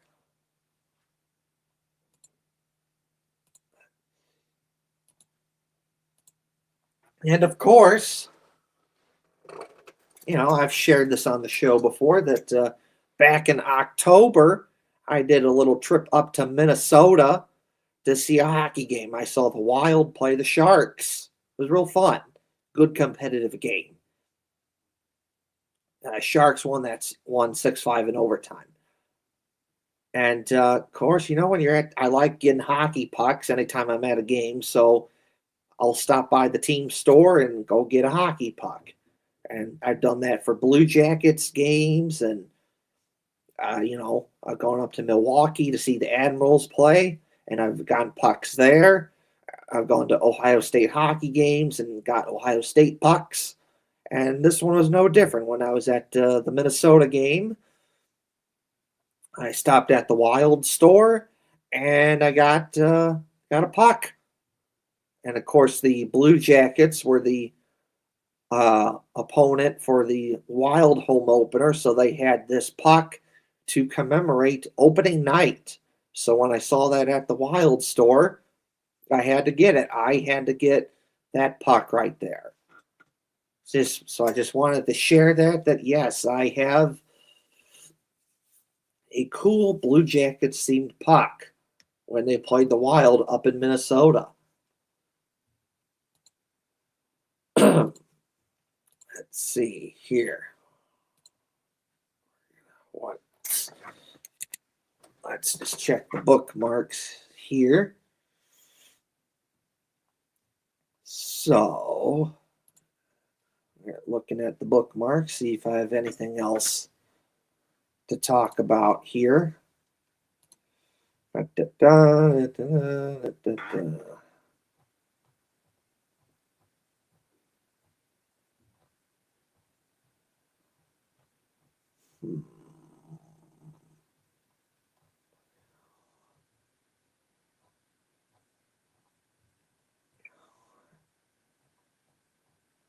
Let's see here.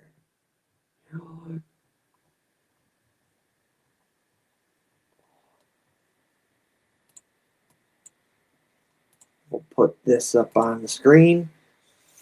So here we have Mo Egger, one of the many people from the Cincinnati media. He's ESPN 5 1530 down in Cincinnati. And always like to see people from all over Ohio showing support for the Blue Jackets. Because here we have Mo Egger wearing a Blue Jackets jacket. So I like this. I like this, seeing the Blue Jackets getting support from all over Ohio. Because the Blue Jackets are Ohio's hockey team. So it's great to see the Blue Jackets getting support from all over the state of Ohio. So shout out to Mo Egger from ESPN 1530 down in Cincinnati for showing support for the Blue Jackets. Let's see here. What else do we have here? Yes. We're gonna.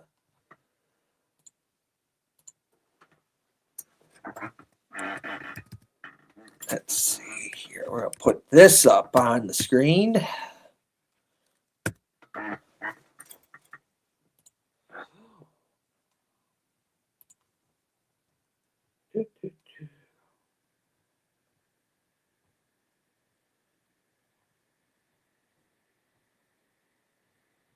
Let's see here.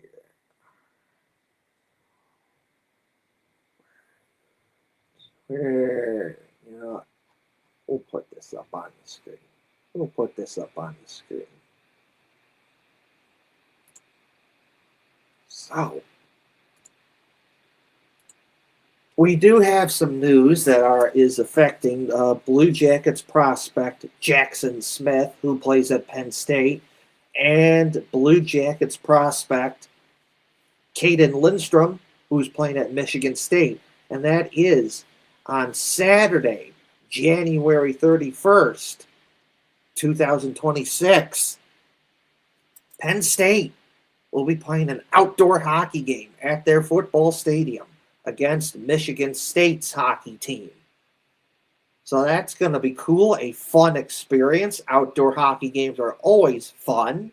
I like it.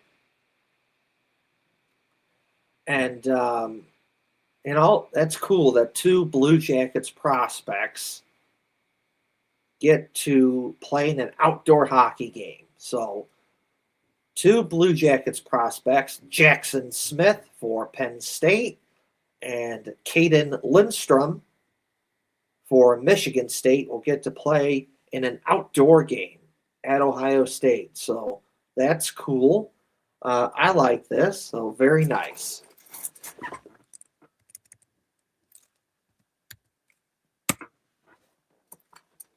So next thing I would like to talk about.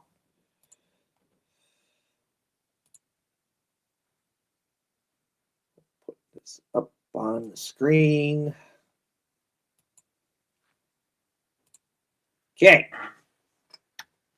So I just talked about how Penn State is going to be playing the hockey game outdoors at Penn State's football stadium against Michigan State, and how there's going to be two Blue Jackets prospects playing in it, which is Jackson Smith for Penn State and Caden Lindstrom for Michigan State. As we always do, Hefty Duck and I, we always do a little give and a little take. And the Blue Jackets too. We give a little give and a little take with the Blue Jackets because that's what we do. I'm never going to be that guy that's going to be totally 100% positive or be totally 100% negative. That's just not me. I'll call out the bad and I'm going to call out the good. I've done that with Ohio State. I've done that with the Blue Jackets. This one is going to be a take. When I look at what other schools in the Big Ten are doing for hockey, they are putting a lot of effort into it to make sure that their men's hockey program is consistently good. You could say that about Minnesota, Wisconsin, Michigan State, Michigan, and now you'll probably be able to say that about Penn State as well. When you put effort into your hockey team, you are rewarded. You get better players. You get better coaches. You get better seasons. You get to go to the Frozen Four again and again and again and again. And if you're lucky enough, you get to win national championships. And yes, you get outdoor games as well. And that's something I would like to see from Ohio State. You need to put more effort into your men's hockey program. Because, like, the women's hockey team, they're okay. They're doing their own thing, and they're fine. They've played in the last 4 national championship games, and they've won 2 of them. So, like, there's no reason to be ripping on the Ohio State women's hockey team. There just isn't. So, for the context of this conversation, when you're watching this, when I say Ohio State hockey, I'm talking about the men. I'm not talking about the women. There's no reason to bring in the women into this discussion because this is more of a constructive criticism context. There's really nothing to rip on about Ohio State's women's hockey team. So I want Ohio State to, let's go. You need to get off your ass and you need to be better.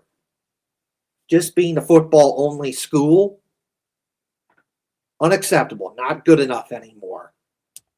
In my opinion, not good enough, unacceptable. I want Ohio State to be known for something besides just football consistently. Because that's what Ohio State is. You're known for football consistently. It would be cool if you could be known consistently for a sport that's not football. Me personally, I think it'd be cool if that was hockey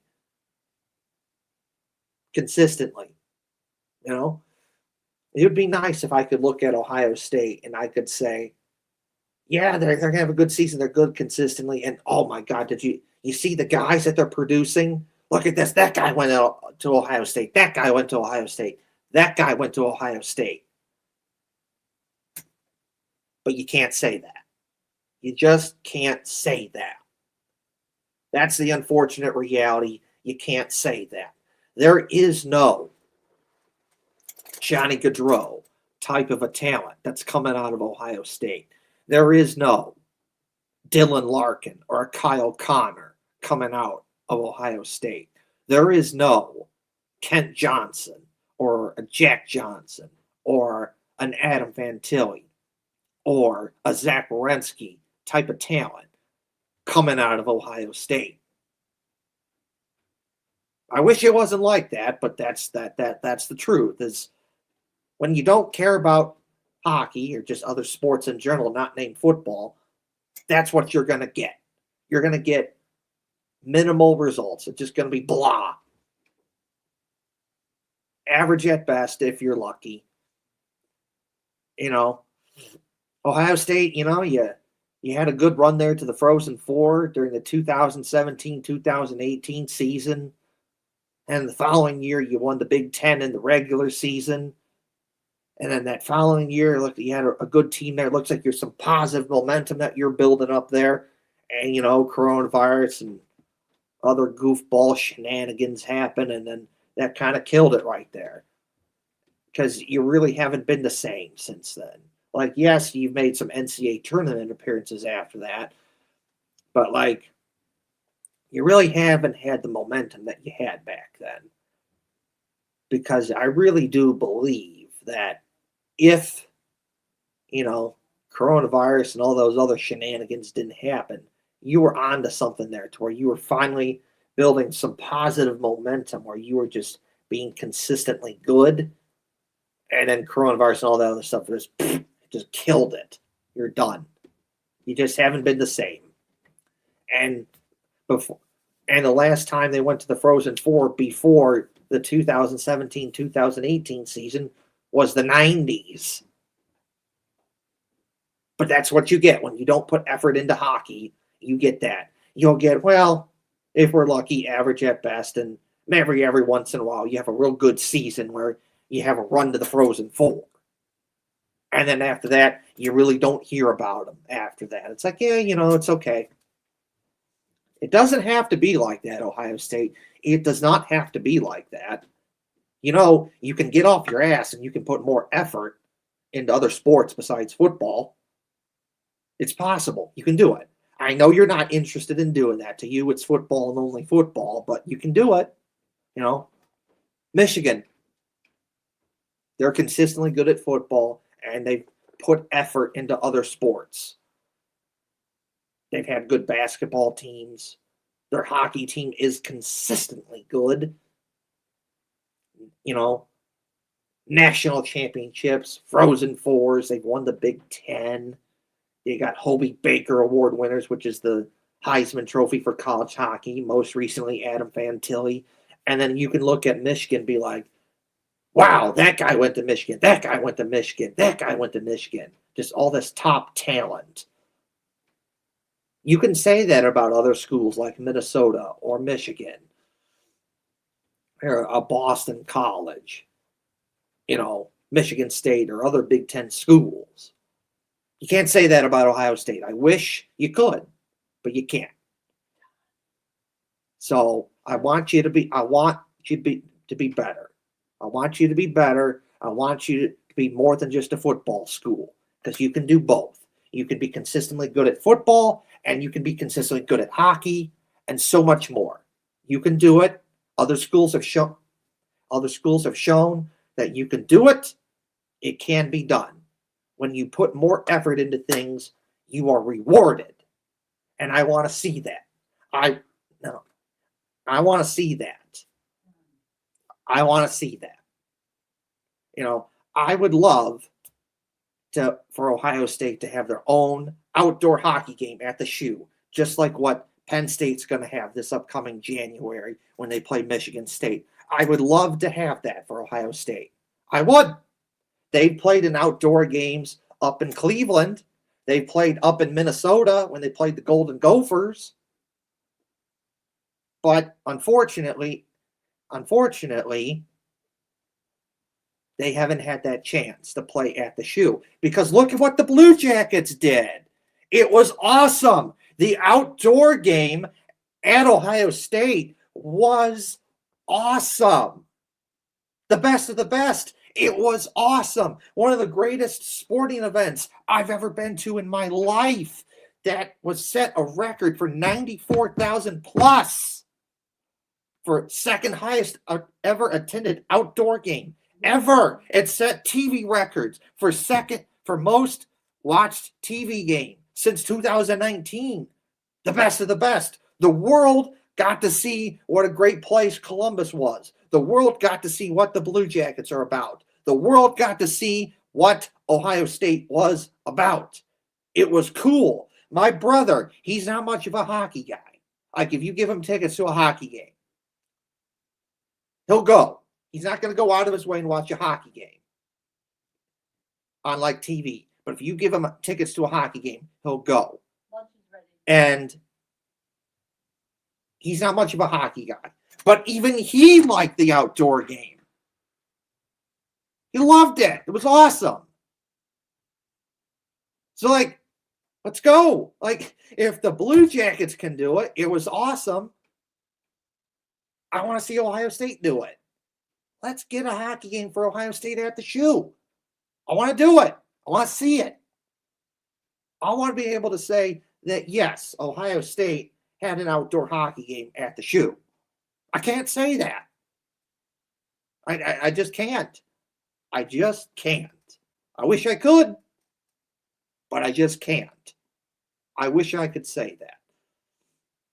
Because I can look at other Big Ten schools and say that they had an outdoor hockey game. I could say that about Minnesota. They hosted one at their football stadium. I can say that about Michigan. Michigan has hosted multiple outdoor hockey games at their football stadium. And then, come January 2026, I can say that about Penn State.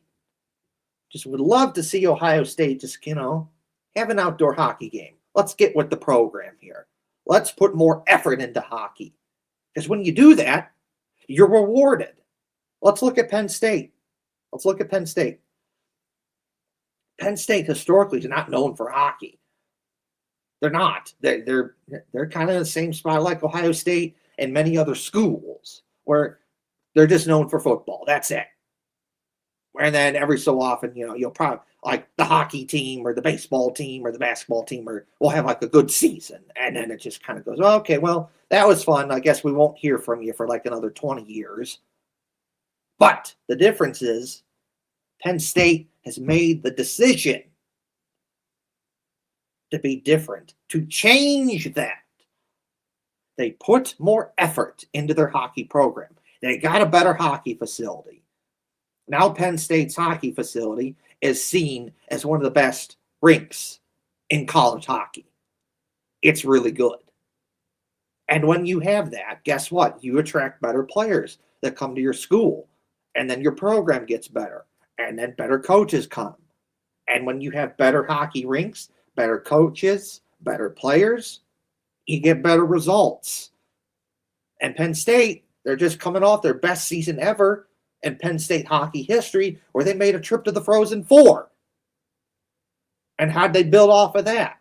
I'll tell you, they get Gavin McKenna, who is seen as a guy who more likely than not is going to be the number one pick in the 2026 NHL draft. They got Blue Jackets prospect Jackson Smith, who was one of the top defenseman prospects in last year's draft. And now they get an outdoor game. Like, do you see where this is going, Ohio State? Do you see where this is going? You put more effort into your hockey team, you get rewarded. You get better players, you get better coaches, you get a better facility, you get better seasons, and then you get an outdoor game.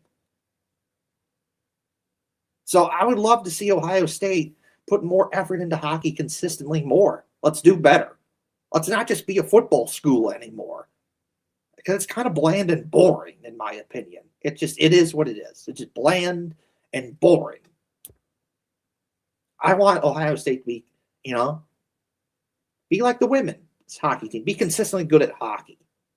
But you're not interested in that. You're not. You're okay with just being a football school. And metaphorically speaking, you're okay with just other sports, just metaphorically speaking, just rot on the vine. It doesn't have to be like that. Put more effort into other programs. The Shot's not a good place to see a hockey game. The women play at a peewee rink. Needs to be better. Caden Lindstrom, Blue Jackets prospect Caden Lindstrom. He's at Michigan State right now. But if there was ever a chance where maybe you could have gotten a guy, it was right there. Because Caden Lindstrom was in Columbus from June of 2024 until April 2025. He was at an Ohio State football game with the Blue Jackets, players who had a team get-together at an Ohio State football game when they played Iowa and Ohio State beat Iowa. He was there. He was in that environment. He saw what Ohio State was like. And then again, Caden Lindstrom was at the Blue Jackets outdoor game. So again, he's in that Ohio State environment. He sees what it's like. So if there was ever a chance, or maybe you could have gotten someone that could have really kind of helped jumpstart your program, it could have been him. But then we find out that when he's talking to the Columbus media this past summer during a development camp, the two schools that he considered were Michigan and Michigan State. And why is that? In his own words, he said the following things. He liked the players, the program, the coaches, and how they ran their program like an NHL program. So from my perspective, that's basically Caden Lindstrom telling you that I'm not considering Ohio State. And I don't blame him. This is the unfortunate reality, is that you're a top guy, you're good at hockey, you're not going to Ohio State. You're just not. It doesn't have to be like that, but that's the truth. You're a top guy, you're good at hockey, you're going to go to a Minnesota. You're going to go to a Michigan State. You're going to go to a Michigan. And you can add, eventually, I wouldn't be surprised, you can add Penn State to that list because they put more effort into their hockey program. Better facilities, which gets them better players and coaches and so much more. And another thing is, talking to Jason Newland, one of my Columbus friends, and he also does stuff for the hockey writers. No, the hockey news. Hockey news, not hockey writers. It was the day of the Blue Jackets home opener. I see him at our bar. And I talked to him for a little bit, fun time.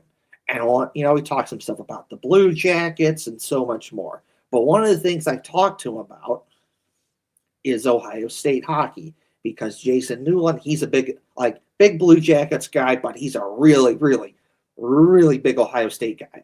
I like Ohio State, but not like him. He's more knowledgeable about Ohio State than I am. So I asked him about it. And I'm paraphrasing it, but he basically told me that they don't have the money for a new facility. And there's other reasons too. And it's like, well, that's very sad and very disappointing. A school like Ohio State, that shouldn't be the issue because you are Ohio State. You are the best of the best. That shouldn't be an issue. It shouldn't. But I understand why. Because when you don't put effort into other sports and you put all the money towards the football team, metaphorically speaking, of course other sports are going to suffer. Of course they're not going to be good. Of course you're not going to have the money for other sports like you should. Because you're Ohio State. You're the best of the best. You should be having that. But you don't. So I guess I've kind of gone on a nice long rant here. But it's constructive criticism. It's a place of love. It's a place of like, I want you to do better. I do. I want you to do better. Being a football only school is not good enough anymore. Be consistently good at hockey or some other sport as well. I would love for Ohio State to say that they could have like an Adam Fantilli type of a talent, or a Dylan Larkin type of a talent, or a Kyle Connor type of a talent, or a Johnny Gaudreau type of a talent, or Kent Johnson type of a talent, or a Zach Werenski type of a talent. They can't say that because they're not interested in putting effort into hockey, unfortunately. Maybe one day I can. So when you put more effort, you can be like Penn State, a football only school, but now they have hockey as well. They have a new hockey facility. It's really good. They're getting better players. They're getting coaches. They're getting better hockey facilities. And now a trip to the Frozen Four. They're highly ranked this season, and they get an outdoor game. When you do that, you're rewarded. You get good things. I would like to see that from Ohio State as well. Be better at hockey. Be consistently better at hockey. I would like to see that. But that's besides the point. I've kind of gone on a nice little long rant here. So, there are a couple more things here, and then I'm going to get out of here.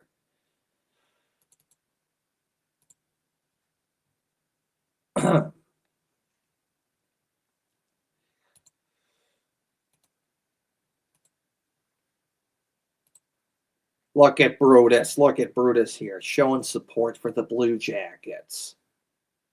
I love this. Brutus looking good in a Blue Jackets jersey. I just love this. So my guy Brutus wearing a Blue Jackets jersey. I just love it.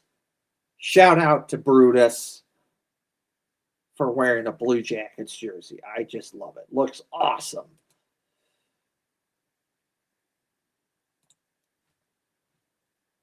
Let's see here. Do.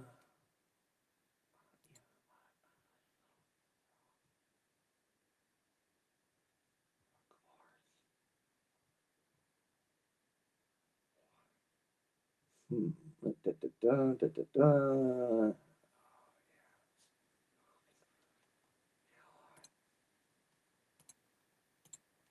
And of course, we talked about this on the show before. I'm going to show it again.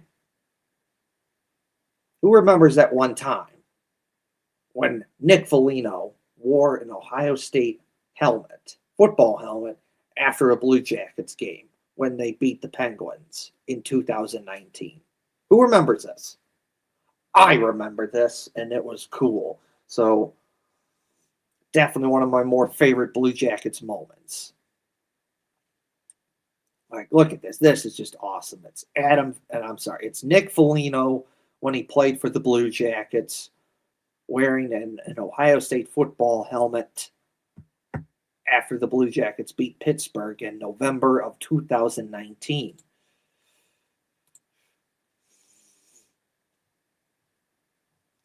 So,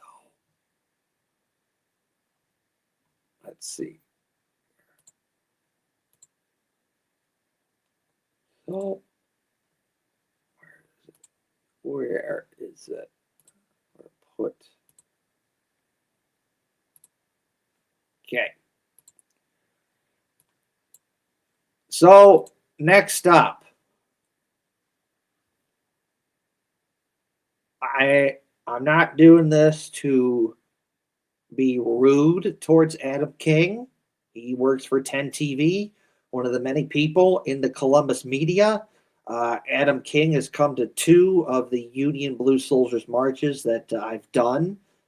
He was there this past October, and he was there in October 2024. And yes, he's done some Blue Jackets coverage that I like. So this is not necessarily me being, taking a shot at him. This is more of a question about his employer, 10 TV, which is this. I'm going to play this video. So, as you can see here, there's nothing but Ohio State stuff here. Ohio State is a part of the Columbus sports landscape. So, yes, someone in the Columbus media should be talking about Ohio State. But at the same time, when you look at what other people in the Columbus media are doing, whether it be NBC4, you got ABC6 News, Anthony Rothman from 97.1 The Fan, a whole bunch of other people. You look at their Twitter page, and it's a good mix of the Blue Jackets and Ohio State and the Crew and so much more. Adam King here, you go to his Twitter page, it's all Ohio State stuff. And he hasn't said anything about the Blue Jackets since October 13th, 2025, which was the Blue Jackets home opener. And I'm just thinking to myself, like, why? Why is this a thing? You would think that someone that works in the Columbus media would have something to say about the Blue Jackets. You would.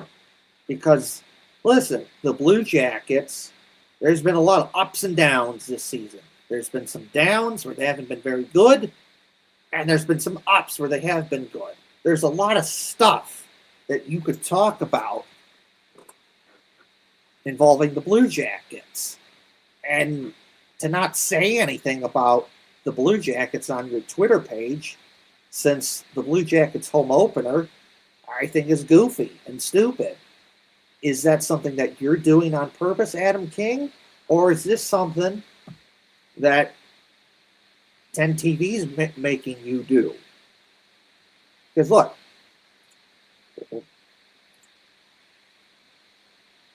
there it is, October 13th. There's Adam King. Well, let's see here. There he is. See, there's Adam King at the Blue Jackets game right there, the home opener. That's the last time he said something about the Blue Jackets on his Twitter page. Why? Because maybe it's 10 TV, because I've heard this. You see criticism about 10 TV on social media, and I've talked to people in person about this, where they view 10 TV as basically the Ohio State channel. And how they don't like how 10 TV doesn't, for the most part, doesn't really pay attention to the Blue Jackets.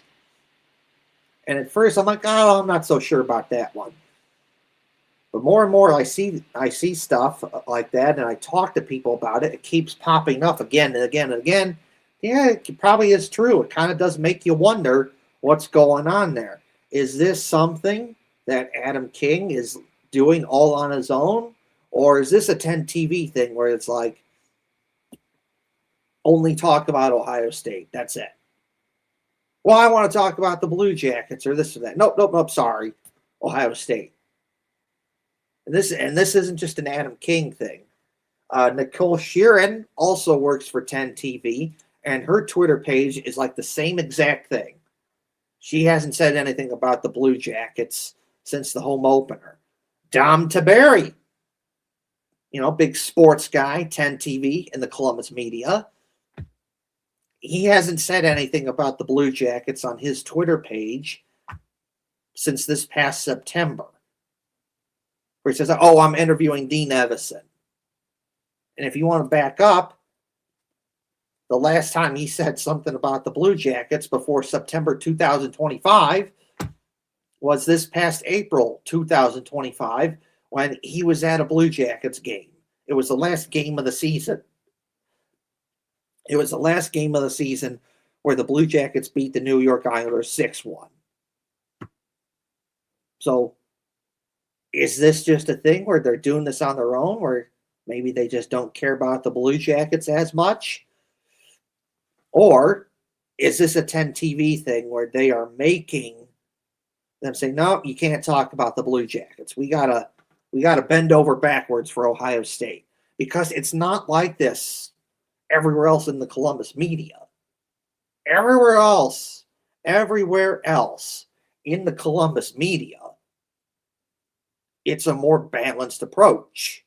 97.1 The Fan, okay, turn them on. It's going to be a little bit about Ohio State.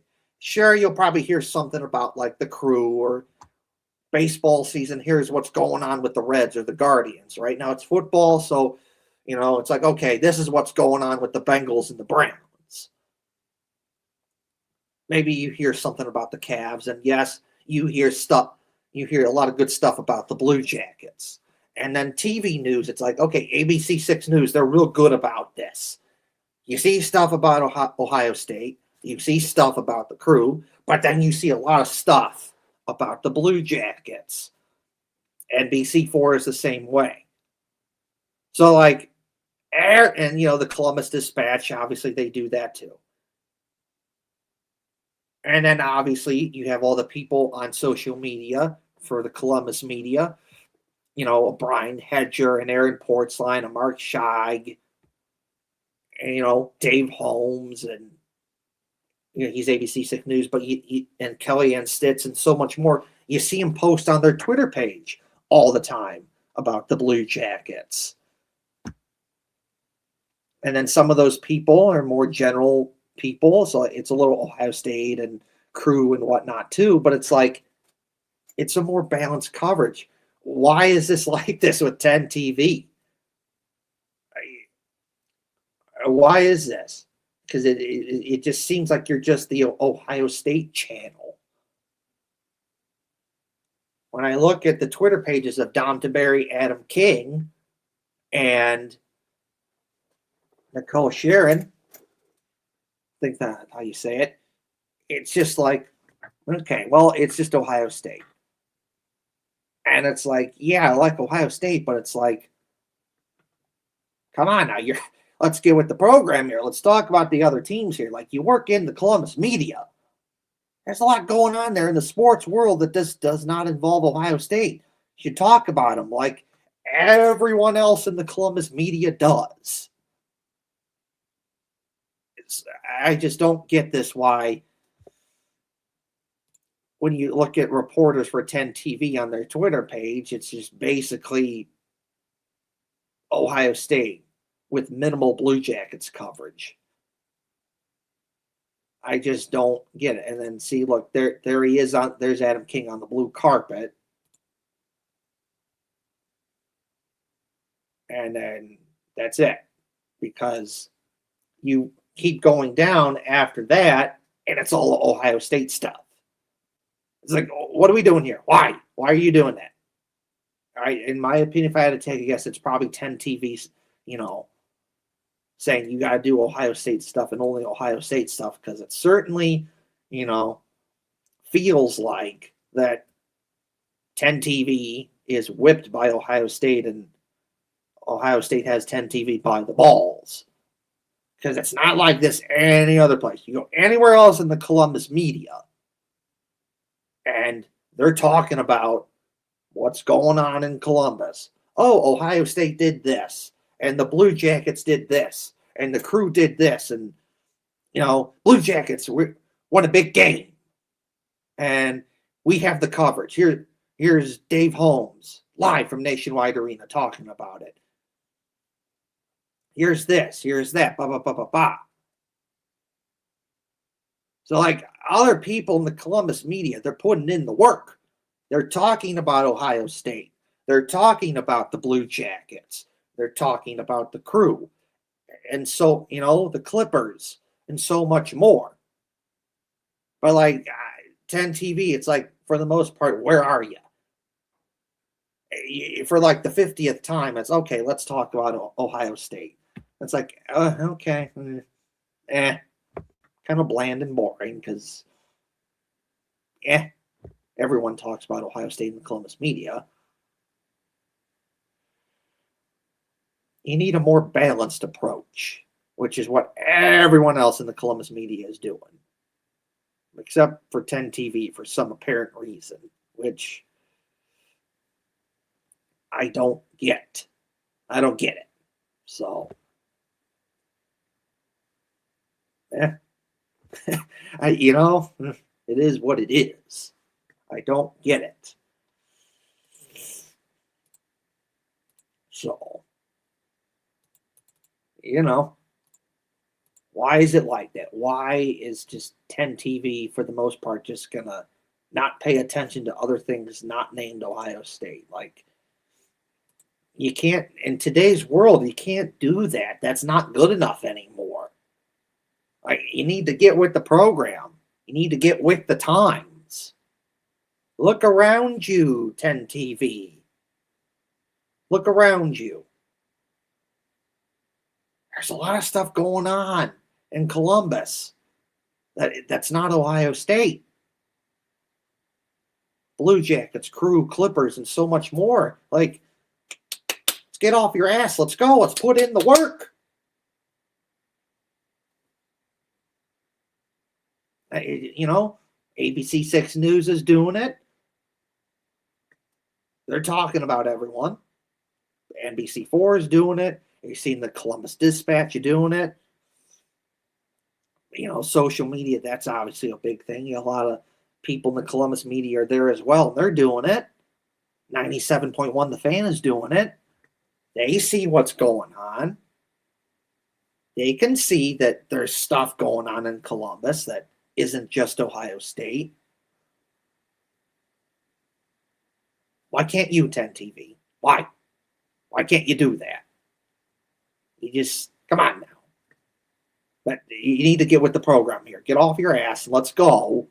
You need to get with the program. You do. You need more Blue Jackets coverage, more other stuff. Because this is true too. One of my Columbus friends, Jeffrey, he's one of the people I've talked to about this, how he's not very happy with 10 TV. From his perspective, I'm paraphrasing it, but he basically says, they're abysmal coverage of Blue Jacket stuff. And seeing what I see now, there's a reason to believe that. But one day, it was this past September, Jeffrey was so upset at it that he kind of ripped 10 TV a new one on Twitter. And it got good reviews. The tweet went pretty good. It went pretty viral. Did pretty good. And what do you know? Shortly after that tweet, 10 TV is doing more Blue Jackets coverage. We're doing this, we're doing that, and we're at the Blue Jackets home opener, and we're doing the my march, Union Blue Soldiers March. We're doing that, and all this other stuff. Because Jeffrey shamed 10 TV into doing it. Interesting how it works like that. It shouldn't have. It should not have been like that. Jeffrey should not have gone to. Jeffrey should not have had to go to Twitter to voice his frustration with 10 TV and shame them. It should not have to be like that, but it is. It's just like, come on now, guys. Come on. Just doing this just Ohio State only thing, unacceptable, not good enough anymore. Because what? Because I see what you're doing. You are marketing yourself to the boomers, the older generations of people in Columbus, where all they knew about was Ohio State. That's it. From a sports perspective, nothing else matters to them. I've talked to some of these people. When you tell them, oh, yeah, but what, the Blue Jackets and there's the Crew and the Clippers and all this other stuff. They're okay, that's cool, whatever. And they kind of look at you funny and they blow you off. And they're also focused on Ohio State, only caring about that.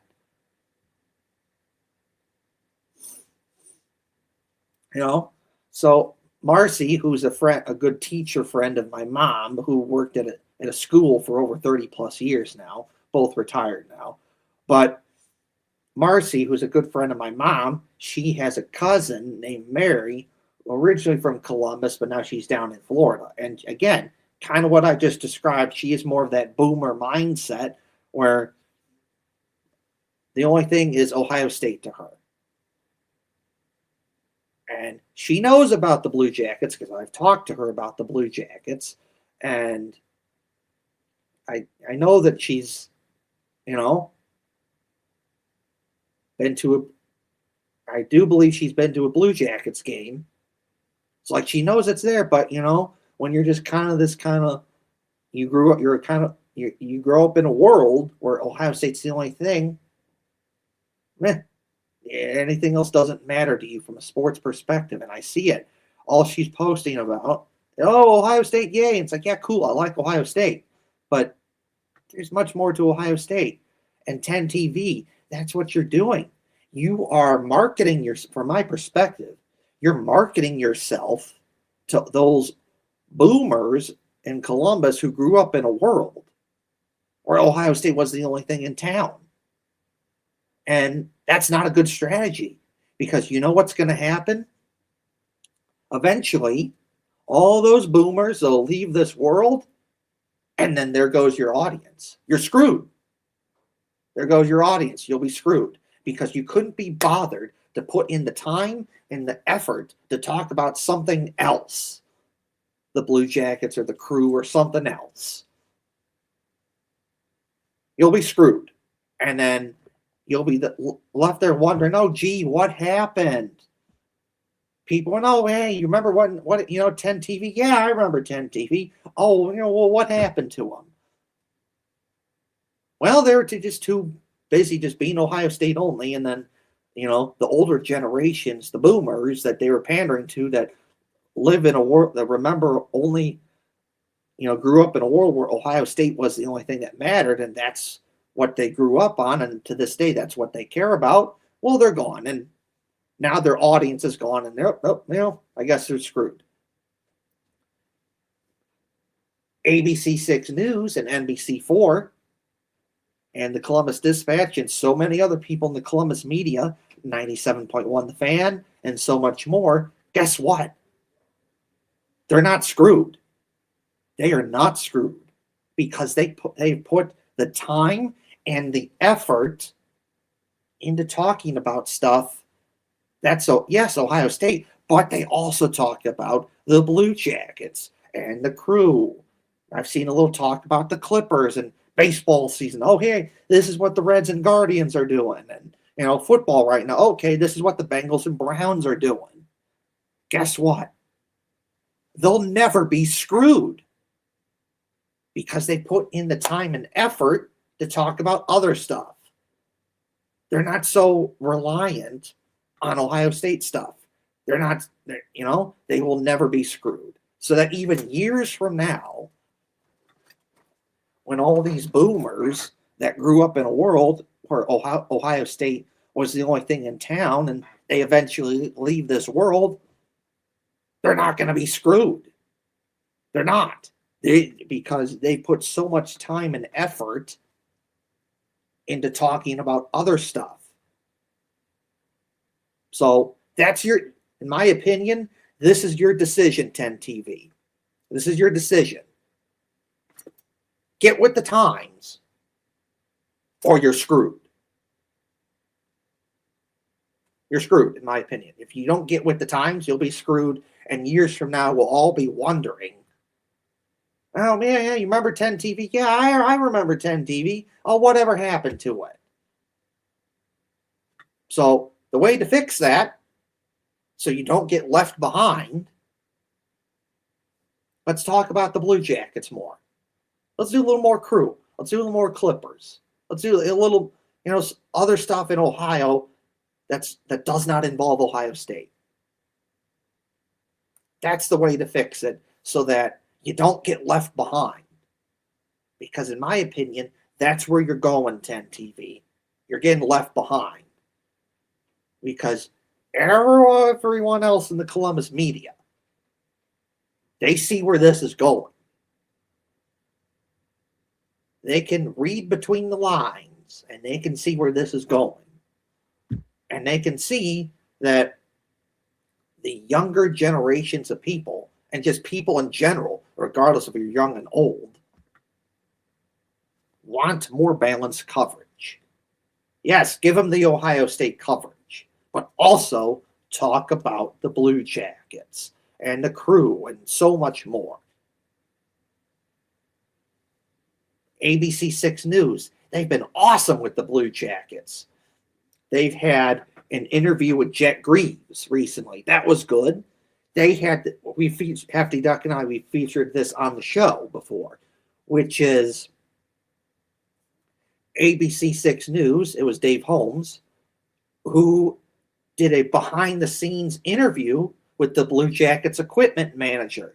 And they showed him what is it like working as the equipment manager for the Blue Jackets. Saying, oh, well, every day, I got to check the skates and I got to see if they're okay, if they're done right. Certain players want the skates sharpened in a certain way, and I got to make sure that it's done correctly. And if it's not, I got to do it. And every player has like their own skates that they have. And we got to make sure that it's got to be done a certain way for that guy. And every player has their own like skate blade that you can stick into the skate that's done to their liking. And there's a certain way that certain guys like, their sticks, and we got to be, we got to monitor that and make sure that they have the sticks that they want. And there's certain gloves that the guys like, and we got to make sure that they have those gloves, and the pants for the goalie, their pants, and the blocker and the goalie glove for the goalies, and the sticks, and we always got to make sure that everything's right. And then the jerseys, they got to be hung in a certain way in the locker room, and you got to put the skates up in the locker room in a certain way, and everything has to be done a certain way, has to be done right. And then he shows the laundry room, like, okay, we had 4 laundry room, we got 4 laundry machines, we have 4 washing machines and 4 dryers, and this is how we do it. We got to put the jerseys in this way and this way, and pop, pop, pop, pop, pop. And then he shows off this room with like all the skates and the hockey sticks and all the equipment that Blue Jackets players have ready to go. And he shows off this room of like all of the, different hats and shirts and sweatshirts that Blue Jackets players have ready to go to wear if they want it. Of course, Dave Holmes, and there was like tons of shirts and sweatshirts and jerseys and hats and all over the place. And Dave Holmes, because there was like what seemed like 100 different Blue Jackets hats there, the equipment guy for the Blue Jackets let Dave Holmes get a hat, and Dave Holmes picked the Cannon third jersey logo for a Blue Jackets hat. It was a real good hat too. Like, I would have picked it out as well if I was in Dave Holmes' spot. And then he shows off another room of just all these jerseys that the Blue Jackets have ready to go for every player. From, obviously the home jerseys and the away jerseys, and they got third jerseys just ready to go. And then showing, okay, well, here's this sewing machine and then he takes him to a different room, and it's like, okay, here's this sewing machine that we have, and we use it during games. If something happens to a player's jersey. There's a hole in it. Someone rips it, like whatever. Something happens to the jersey. We take that jersey to this room and we use the sewing machine to fix it. Like, that type of coverage is awesome. That's ABC6 News going out of their way when they don't have to, but they do it anyways and provide awesome coverage of the Blue Jackets. And this past season, ABC6 News, they had Blue Jackets games on their channel. Again, another example of going out of your way, standing out in the Columbus media, doing something different. People remember that stuff. They do. So, and NBC4, they've had some good stuff as well. They've gone out of their way and done Blue Jackets coverage. And there's a lot of good people on social media in the Columbus media and other people in general that are doing good Blue Jackets coverage. Do you see where I'm going here with this 10 TV? Do you see where I'm going with this? You need to stop putting eggs in one basket. Spread it out so that you won't be screwed. Because in my opinion, you're on a path to being screwed. Because all you're doing is just pandering to these old boomers, the older generation, that all they knew about was Ohio State. What happens when those people go away? They leave this world. I'll tell you, you're screwed. You are screwed because you couldn't put the time and the effort into other stuff. You already have this little narrative among people, whether it be on social media or people that I've talked to, where it's just hanging over your head that, oh, you're the Ohio State channel. Oh, I don't like how they talk about the Blue Jackets. You get called out for lack of Blue Jackets coverage and other stuff. Like the Crew fans, oh God, they've really gotten into it. The Crew fans have really gotten into it with Don Taberry and other people from 10 TV over the years. So, because of their lack of coverage, which is arguably, you can make the case, is even worse than what they do for the Blue Jackets.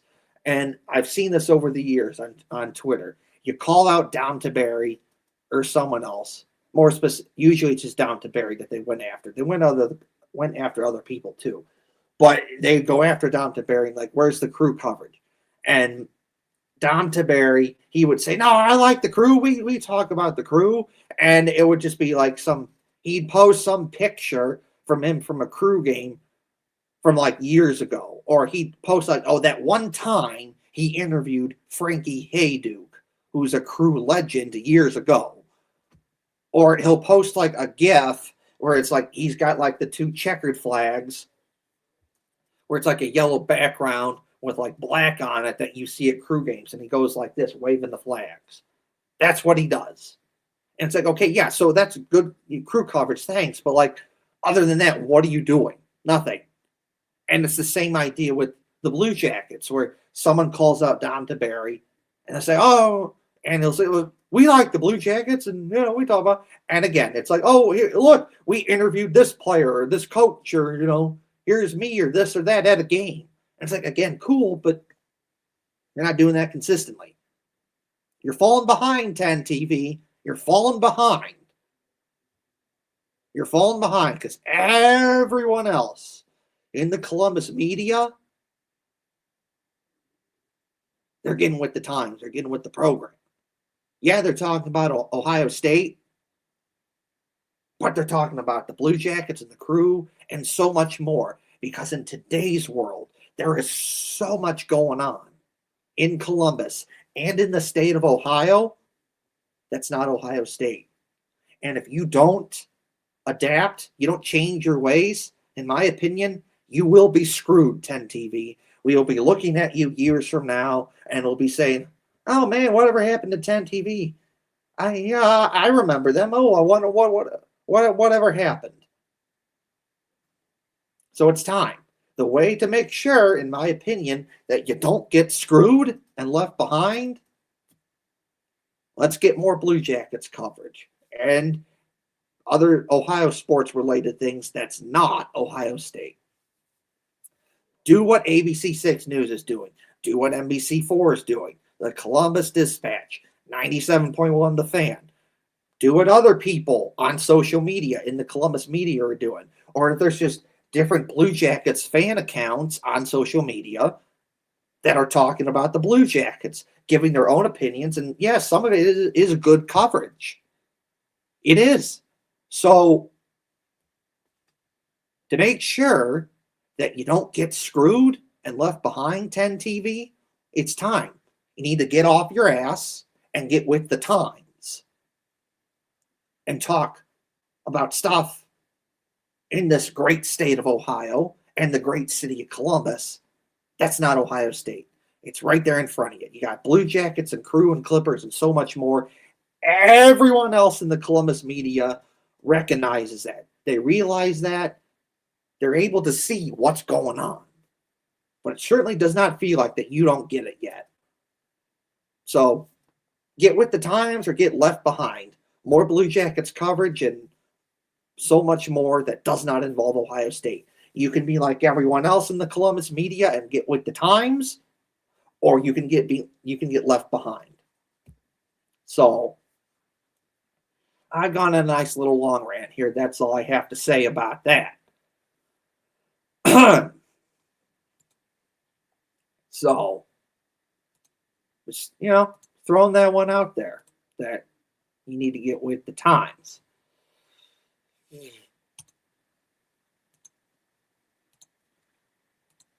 In other news, Josh Dunn, the drummer from 21 Pilots, good band from Columbus, makes some good music. You saw them at the Blue Jackets outdoor game playing there, and it was awesome. And, of course, also seen at the game as well, in their seats. But Josh Dunn, drummer from 21 Pilots from Columbus, about like 2 weeks ago, recently had a kid with his wife, a daughter. So that's cool. So shout out to Josh Dunn, the drummer from 21 Pilots. Here we have a picture of him at a Blue Jackets game. And I wonder, got a question for you, Josh.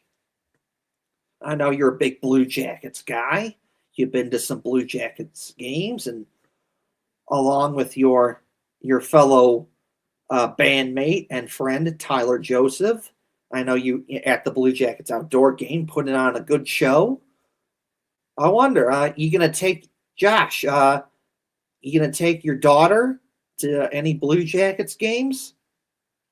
Because I know you're a big Blue Jackets guy.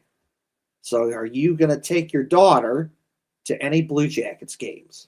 I think you should, and I think that would be cool to see. So just throwing that question out there for Josh Dunn from 21 Pilots, Columbus's own 21 Pilots. And the question is, Josh Dunn, are you going to take your daughter to any Blue Jackets games? That's what I want to know. And you know what? Shout out to you for having a daughter. Kids are cool, man. Kids are cool. My brother has 3 kids. He's going to have another one in March. And kids are cool. I like being an uncle. Being an uncle's cool. Get to hang out with kids and with my 3 nieces and soon to be a nephew this upcoming March 2026. It's a lot of fun, So shout out to Josh Dunn for having a kid. And I wonder, is he going to take his daughter to a Blue Jackets game? Because I know, Josh Dunn, you're a big Blue Jackets guy. And it's great to see big popular band from Columbus doing well and showing support. for the Blue Jackets. A couple last things from me, Not going to play the song, but speaking of 21 Pilots, a little 21 Pilots song that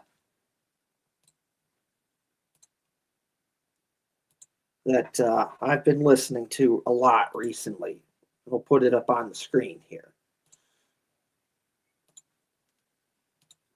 A 21 Pilots song I've been listening to a lot recently that I like is Routines in the Night.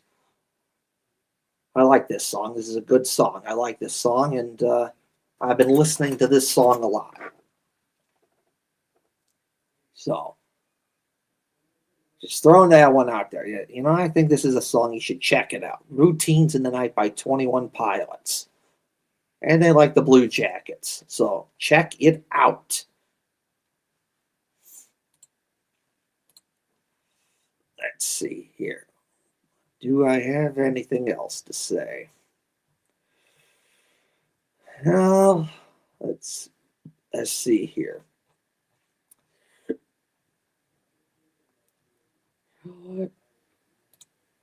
I'll put this up on there. So there is a recent news recently that hockey is encouraging more color rush matchups. And I like this. You've seen this with the Rangers playing Detroit, where the Rangers wore blue and the Red Wings wore red in a game. That was cool. And the Blackhawks played the Rangers, where the Blackhawks wore red and the Rangers wore blue. And that was cool. We've also seen Ohio State hockey play Michigan, where Ohio State wore red and Michigan wore yellow. We've also seen Penn State hockey play Minnesota in hockey, where Penn State wore blue and the Gophers wore yellow. We've also seen it where Michigan hockey plays Michigan State in hockey, where Michigan wears yellow and Michigan State wears green. It's not hockey, but yesterday, if you were watching the Ohio State basketball game, you saw Ohio State playing North Carolina, and it was a color rush matchup. We had Ohio State wearing red and North Carolina wearing blue. Good matchup. I really like that. That was cool. Very cool. And this picture right here is a picture from the 2020-2022 it's from the 2020-2021 season. So this is from the 2020-2021 season, where the Blue Jackets wear blue and Nashville wore yellow. And it was awesome. I want to see more of this. And hockey is encouraging this. They are encouraging other teams, to look at their schedule and do more color rush games. And I want to see it because that's fun. It's a fun way to help, grow the game of hockey, help them stand out.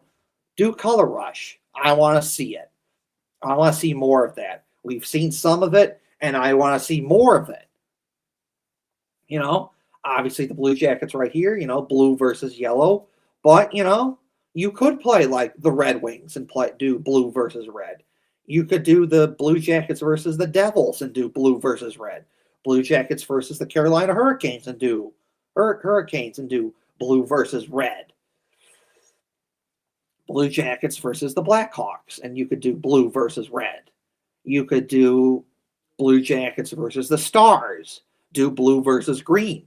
You could do Blue Jackets versus the Ducks and do blue versus orange.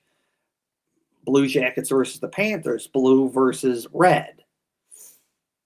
You could do Nashville again, blue versus yellow again. Blue versus green for, the Wild wear green, so it could be Blue Jackets wearing blue and Minnesota wearing green. The Sharks kind of have that teal. You could do something like that maybe, blue versus that teal. Blue Jackets versus the Canadians, blue versus red. There is a lot of options that you could go with this, and it's just a lot of fun. So, Color Rush. I would like to see the Blue Jackets do Color Rush. So, hockey's encouraging that. More Color Rush matchups. It's great to see. I like seeing it. More Color Rush. That's what I want to see in hockey. More Color Rush matchups. Let's see here. I think that is it for now. Is that it? Actually, you know what? I take that back. It's not. We're going to keep going here for a little bit. So, we're going to...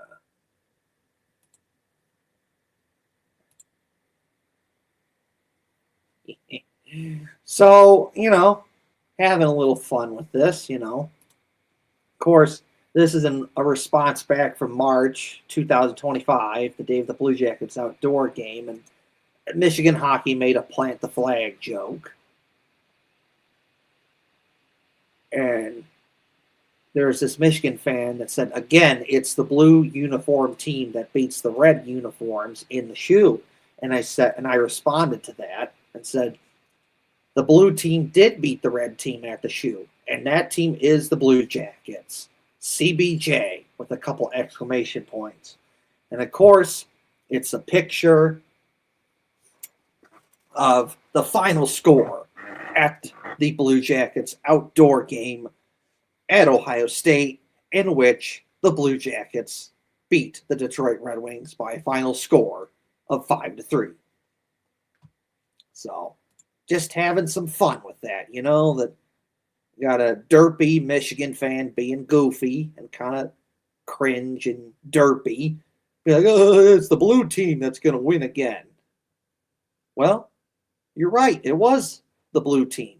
Only except instead of a Michigan team, it was an Ohio sports team. And that blue team that beat the red team was the Blue Jackets at the Blue Jackets outdoor game at Ohio State, in which the Blue Jackets beat a sports team from Michigan, the Detroit Red Wings, by a final score of 5-3. So, once again, proving that, the great state of Ohio is way better than that goofball, silly state of Michigan. Ohio better than Michigan. And the Blue Jackets beating Detroit at the Blue Jackets outdoor game at Ohio State by the final score of 5-3 just, further proves that. I'm just biased because, I'm an Ohio guy, but Ohio better than Michigan. So, you're right, Michigan fan. The blue team, a blue uniform team did beat a red uniform team at the shoe. And that team was the Blue Jackets by the final score of 5-3.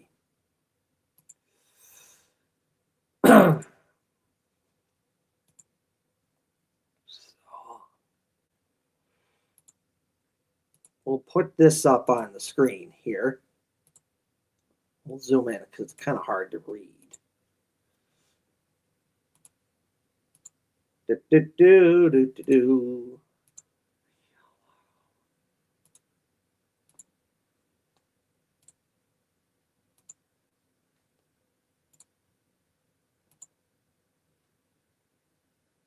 So, from Aaron Portzline, a little more details on the trade that the Blue Jackets had with Mason Marchment. It says CBJ trade details. The 2027 second round pick originally was a Minnesota pick acquired by the Blue Jackets in November 2024 as the David Yurchek trade.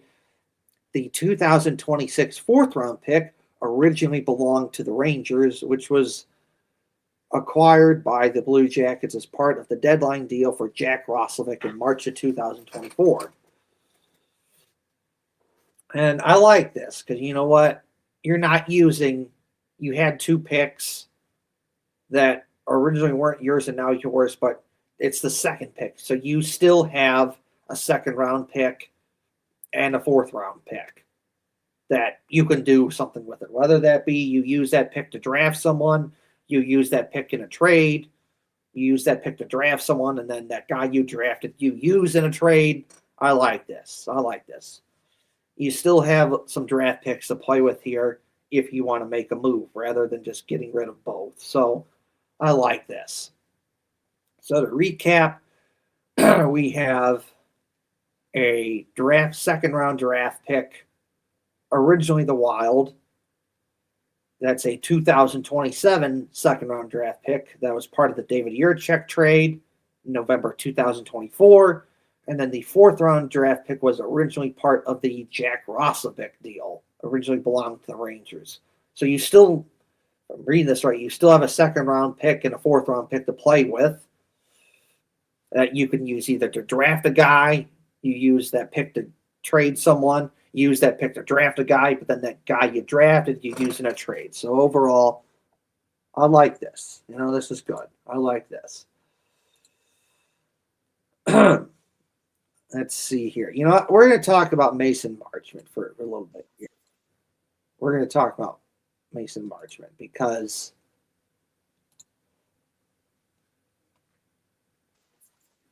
a little bit.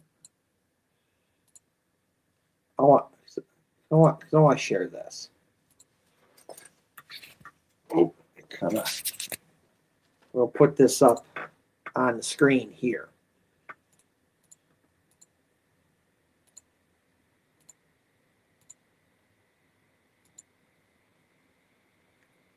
Put this up on the screen here. So I just want to say this. Mason Marchment, what an awesome mustache. What an awesome mustache that Mason Marchment has. This is truly elite, top tier mustache, the best of the best. Honestly, in my opinion, this has to be the best mustache that a Blue Jackets player has ever had. It's that good.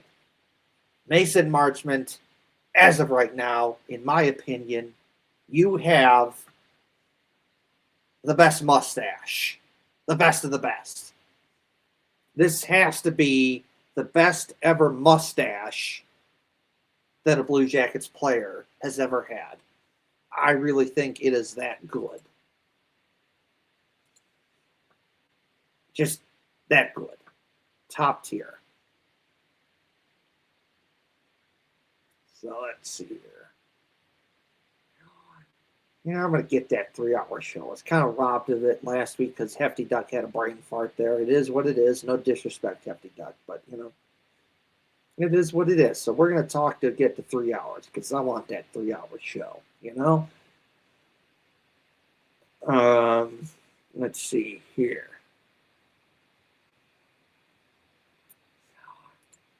Oh, look at this. Oh, look at this. Look at this is some cool Blue Jackets themed art that Danny Smith, who did this, that she did this cool Blue Jackets themed art for the, you know, in preparation for the Blue Jackets outdoor game, which is really cool. Because you got, of course, it's a hockey rink at the Shoe, and it's a Stadium Series, March 1st, 2025, hockey at the Shoe, and you got Brutus, and he's playing hockey, and he's wearing a Blue Jackets jersey and red pants and skates. That's cool. Of course, you got Stinger. Stinger is wearing a Blue Jackets jersey, playing hockey, so that's cool. So I like this. This is some cool art that Danny Smith did here for the Blue Jackets outdoor game. Very cool. Let's see here. You know, as we're talking about it, you know, have to share this awesome picture of Script, Ohio. Got to share this awesome picture of Script, Ohio that the Ohio State band did at the Blue Jackets outdoor game. So that's cool. I like this picture of Script, Ohio by the Ohio State band at the Blue Jackets outdoor game. So, check that. So that's cool. Let's see here. Do, do, do, do, do, do.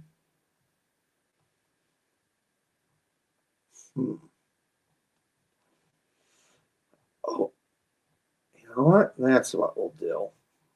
We'll talk about this. Right there. That's what we'll talk about. So that is what we'll talk about. So we'll log into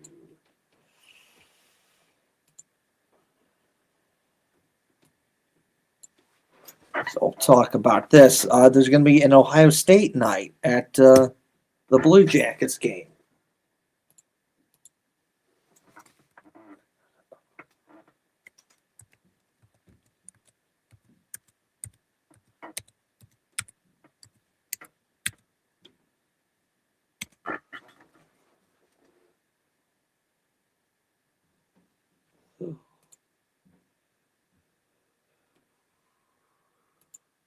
So put this up on the screen.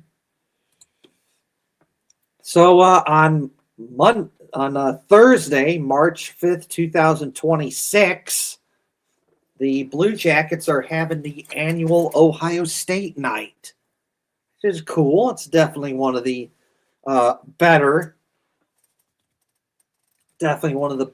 outdoor. I'm sorry, not outdoor. It's definitely one of the better nights that the Blue Jackets have every year is Ohio State night. Of course, there's the the hockey is for everyone night and the military night and first responders night, and they use something for St. Patrick's Day where they wear the green jerseys before the game, and we're actually off for charity and fan appreciation night and the kids takeover night and so much more. So the Blue Jackets are having an Ohio State night on Thursday, March 5th, 2026. And I like this. It's definitely one of the better nights that the Blue Jackets have all season long. Usually, Brutus is there. Of course, the Ohio State mascot, Brutus, he's there. Get your picture taken with him. And, the Ohio State band is there, and they're usually playing music before and during the game. That's cool. And last season, the Blue Jackets Ohio State night was on January 16th, 2025. And that was the day that they unveiled what the Blue Jackets outdoor game jersey looked like. And Brutus helped reveal what the jersey looked like with Stinger at the Blue Jackets outdoor game. So that was cool. So again, the Blue Jackets are continuing the tradition of having a Ohio State night at a Blue Jackets game on Thursday, March 5th, 2026. So that's cool. I've been to a Ohio State night at a Blue Jackets game. It was in March of 2018. The Blue Jackets played the Colorado Avalanche, and the Blue Jackets won that game 5-4 in overtime. And it's pretty cool. And interesting enough, that game was also on a Thursday. That was interesting. But pretty cool. So I enjoyed myself when I went to the Ohio State night at the Blue Jackets game in March of 2018, and it's definitely one of the better nights that the Blue Jackets have all season long. So you're into it, you should check it out. You're an Ohio State guy, you're a Blue Jackets guy. It's a little bit of both. You should check it out. It's a good night. Where it's a night where the Blue Jackets and Ohio State, they come together and they show support for each other, and you get to watch a Blue Jackets game. So it's a lot of fun. So I would check it out. I got nothing with the Blue Jackets. They didn't pay me or anything to do it. I'm just saying that, hey, this is one of the better nights that the Blue Jackets have all season long. It is Ohio State night at a Blue Jackets game. So a couple more things to talk about, and then I'll get out of here, because this has been an over 3-hour show with about a little over an hour of that, me and Hefty Duck. So I've been doing a little over an hour just me talking. So I'll say some stuff and I'll get out of here. First up, don't forget to like, share, and subscribe to the YouTube channel. Please like, share, and subscribe to the YouTube channel. Please tell your family. Please tell your friends. Like, share, and subscribe to the YouTube channel. That would be greatly appreciated. Like, share, and subscribe to the YouTube channel. And all of our shows, they're on, the Apple and the Spotify and all that other stuff too. So, check that out. And check out all of our stuff on social media as well. Also, check out Hefty Duck. He's got stuff on Twitter too, at Lance_Schrock. He also has his own Instagram page. You should check that out, where he posts a lot of the stuff that he does for, his tattoo job. Because, Hefty Duck does tattoos. That's what he does for a living. He's a tattoo guy. And he's designed some cool tattoos. So, you should check that out. It's at Shatterproof Tattoos. Shatterproof Tattoos in New Philadelphia, Ohio. Shatterproof Tattoos in New Philadelphia, Ohio. Check it out there. Go get a tattoo from Hefty Duck. So, he's got Instagram where he posts all the stuff all the tattoos he's done over the years, which is cool. So, check him out. Check out his stuff. As for me, as always, got to give a shout out to my awesome Uncle Doc. The best of the best. I wish you were still here, but you're not. You unfortunately died back in September of 2024. But loved seeing you at family get-togethers and birthday parties and holidays like, Thanksgiving and Christmas and Easter and so much more. Of course, Christmas Eve is coming up. And you would always have that little tradition of guess that tune. Because that's one of the things that you were good at, Doc. You could listen to some music from like 1960 to like 1989. And you could be like, oh, yeah, I know what that song is. It's, you could say, oh, the name of the song. And you could say, oh, Michael Jackson and Thriller, 1983. Or you could say, Aerosmith, Dream On, and you'd be able to name the year. Oh, it's this band, and the name of this song is this, and it's 1975. You were just so good at that, and every Christmas Eve, you would always do that. You would sit in a chair, and, it was on the side of the TV, so, like, you couldn't see the TV, but like we'd turn on like the music channel on TV, And we'd be like, okay, Doc, what's this song? And you were really good at it. 9 times out of 10, you would get it. It would be like, oh, okay, this is the name of the band, this is the name of the song, and 1975. Like you were just so good at that, and that's one of the things you always did every Christmas Eve, and Christmas Eve is coming up, and unfortunately, you're not here anymore, so you're not here to do that anymore, and that's very sad and very disappointing. Last Christmas Eve, that was really the time when it hit me. We're all having a fun time at my cousin Larry's house, and the music channel's on, and we're sitting there, we're having a great time, and then someone made the comment about Doc, and it's like, oh, yeah, that's right. Doc's not here anymore, unfortunately. Very sad that he's not there to guess that tune and say, oh, it's this music, it's this band, and this is the name of the song, and this is the name and what year it was. And I was like, damn. That's when it hit me. It's like, God, that sucks. He's not there.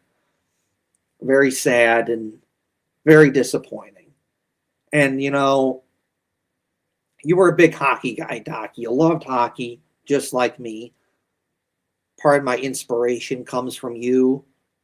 You were a big Blackhawks guy, but the Blue Jackets became your second favorite team because of me. And I appreciate that. We gave you this blue Jackets, this blue camo Blue Jackets hat. A blue camo hat that was blue, and it was a Blue Jackets hat. It had the current logo on it. And you loved that hat. You wore it all the time, especially at your cooking job, and you'd always tell this story to me about how you would always wear that hat to your cooking job, and the people at your cooking job would love it. They would love that hat. They would say, oh, what kind of hat is that? Oh, it's a Blue Jackets hat, hockey. My nephew gave it to me. And that was so cool, and that meant so much to me. And I love talking hockey with you. And I wish that you were still here right now so I could still talk hockey with you. So I could ask you on how you think the Blackhawks are doing, and I could tell you my thoughts on how I think the Blue Jackets are doing. So I wish you were still here so I could talk hockey with you, and I wish you were still here so I could see you at family get-togethers and birthday parties and holidays like Christmas Eve and Christmas and Thanksgiving and Easter and so much more. And I wish you were still here so I could talk hockey with you. You could share your thoughts on how you think the Blackhawks are doing, and I could share my thoughts on how I think the Blue Jackets are doing. But anyways, shout out to my awesome Uncle Doc. Thank you for everything.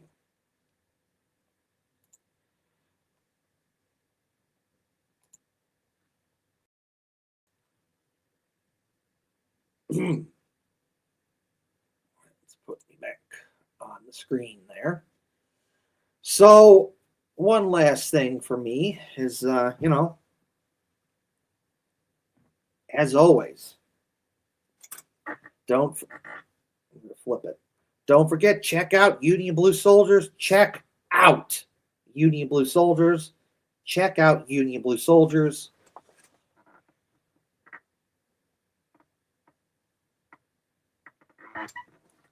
Check out Union Blue Soldiers.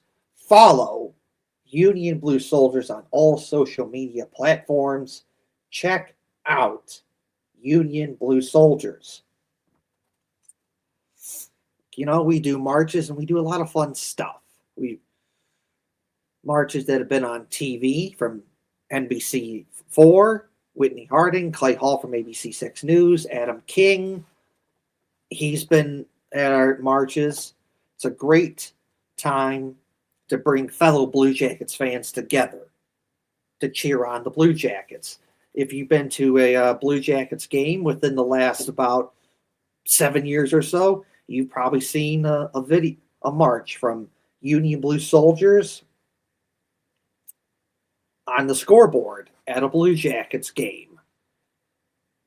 So check out Union Blue Soldiers. Check out Union Blue Soldiers. So I'm going to play the little video from a march, different videos from marches that we've had, and that'll probably be it. Then I'll get out of here. Let's go Jackets! Let's go Jackets! Let's go Jackets! Let's go Jackets! Let's go Jackets! Let's go Jackets! Let's go Jackets! Let's go Jackets! Let's go Jackets! Let's go Jackets!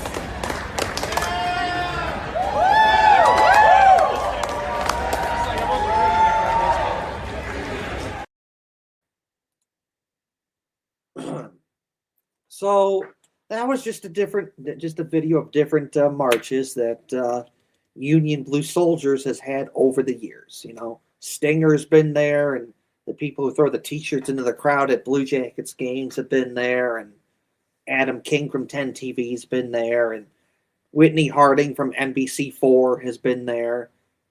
Clay Hall from ABC6 News has been there. It's been on the scoreboard at Blue Jackets games. If you watch the Blue Jackets game on TV within the last couple of years, you've seen the marches that Union Blue Soldiers done on TV during Blue Jackets games. So much more. So usually do them for the Blue Jackets home opener every year, and we've done playoff marches as well. So if the Blue Jackets make the playoffs, Union Blue Soldiers does a march for a Blue Jackets playoff game. So check it out. Check out a Union Blue Soldiers march before the Blue Jackets home opener or a Blue Jackets playoff game, because it's just a great way to come together, to be with your fellow Blue Jacket fans, to cheer on the Blue Jackets. And you never know what might happen. Stinger might show up. Someone else from the Blue Jackets organization that might show up. You might be on TV, you know, could be 10 TV. It could be NBC4, could be Clay Hall, ABC6 News. You never know what's going to happen. So check out a Union Blue Soldiers march, whether that be before the Blue Jackets home opener or the Blue Jackets playoff game. It's a great way to be with your fellow Blue Jackets fans, to cheer on the Blue Jackets. So, one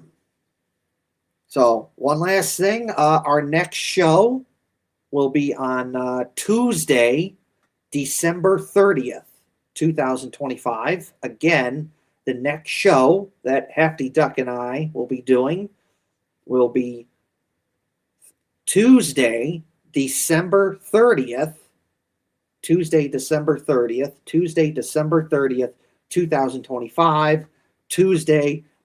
30th, 2025 at 7 o'clock p.m. Eastern Time, where we have more stuff, where we will have more stuff to talk about the Blue Jackets and what's going on in the Blue Jackets world. So, one last thing for me again, check out Union Blue Soldiers. Check out Union Blue Soldiers. Check out Union Blue Soldiers on all social media platforms. Follow Union Blue Soldiers on all social media platforms. Check out Union Blue Soldiers.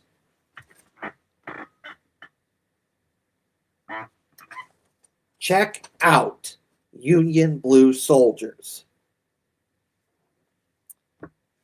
So that'll do it for me and Hefty Duck. So thank you for watching the show.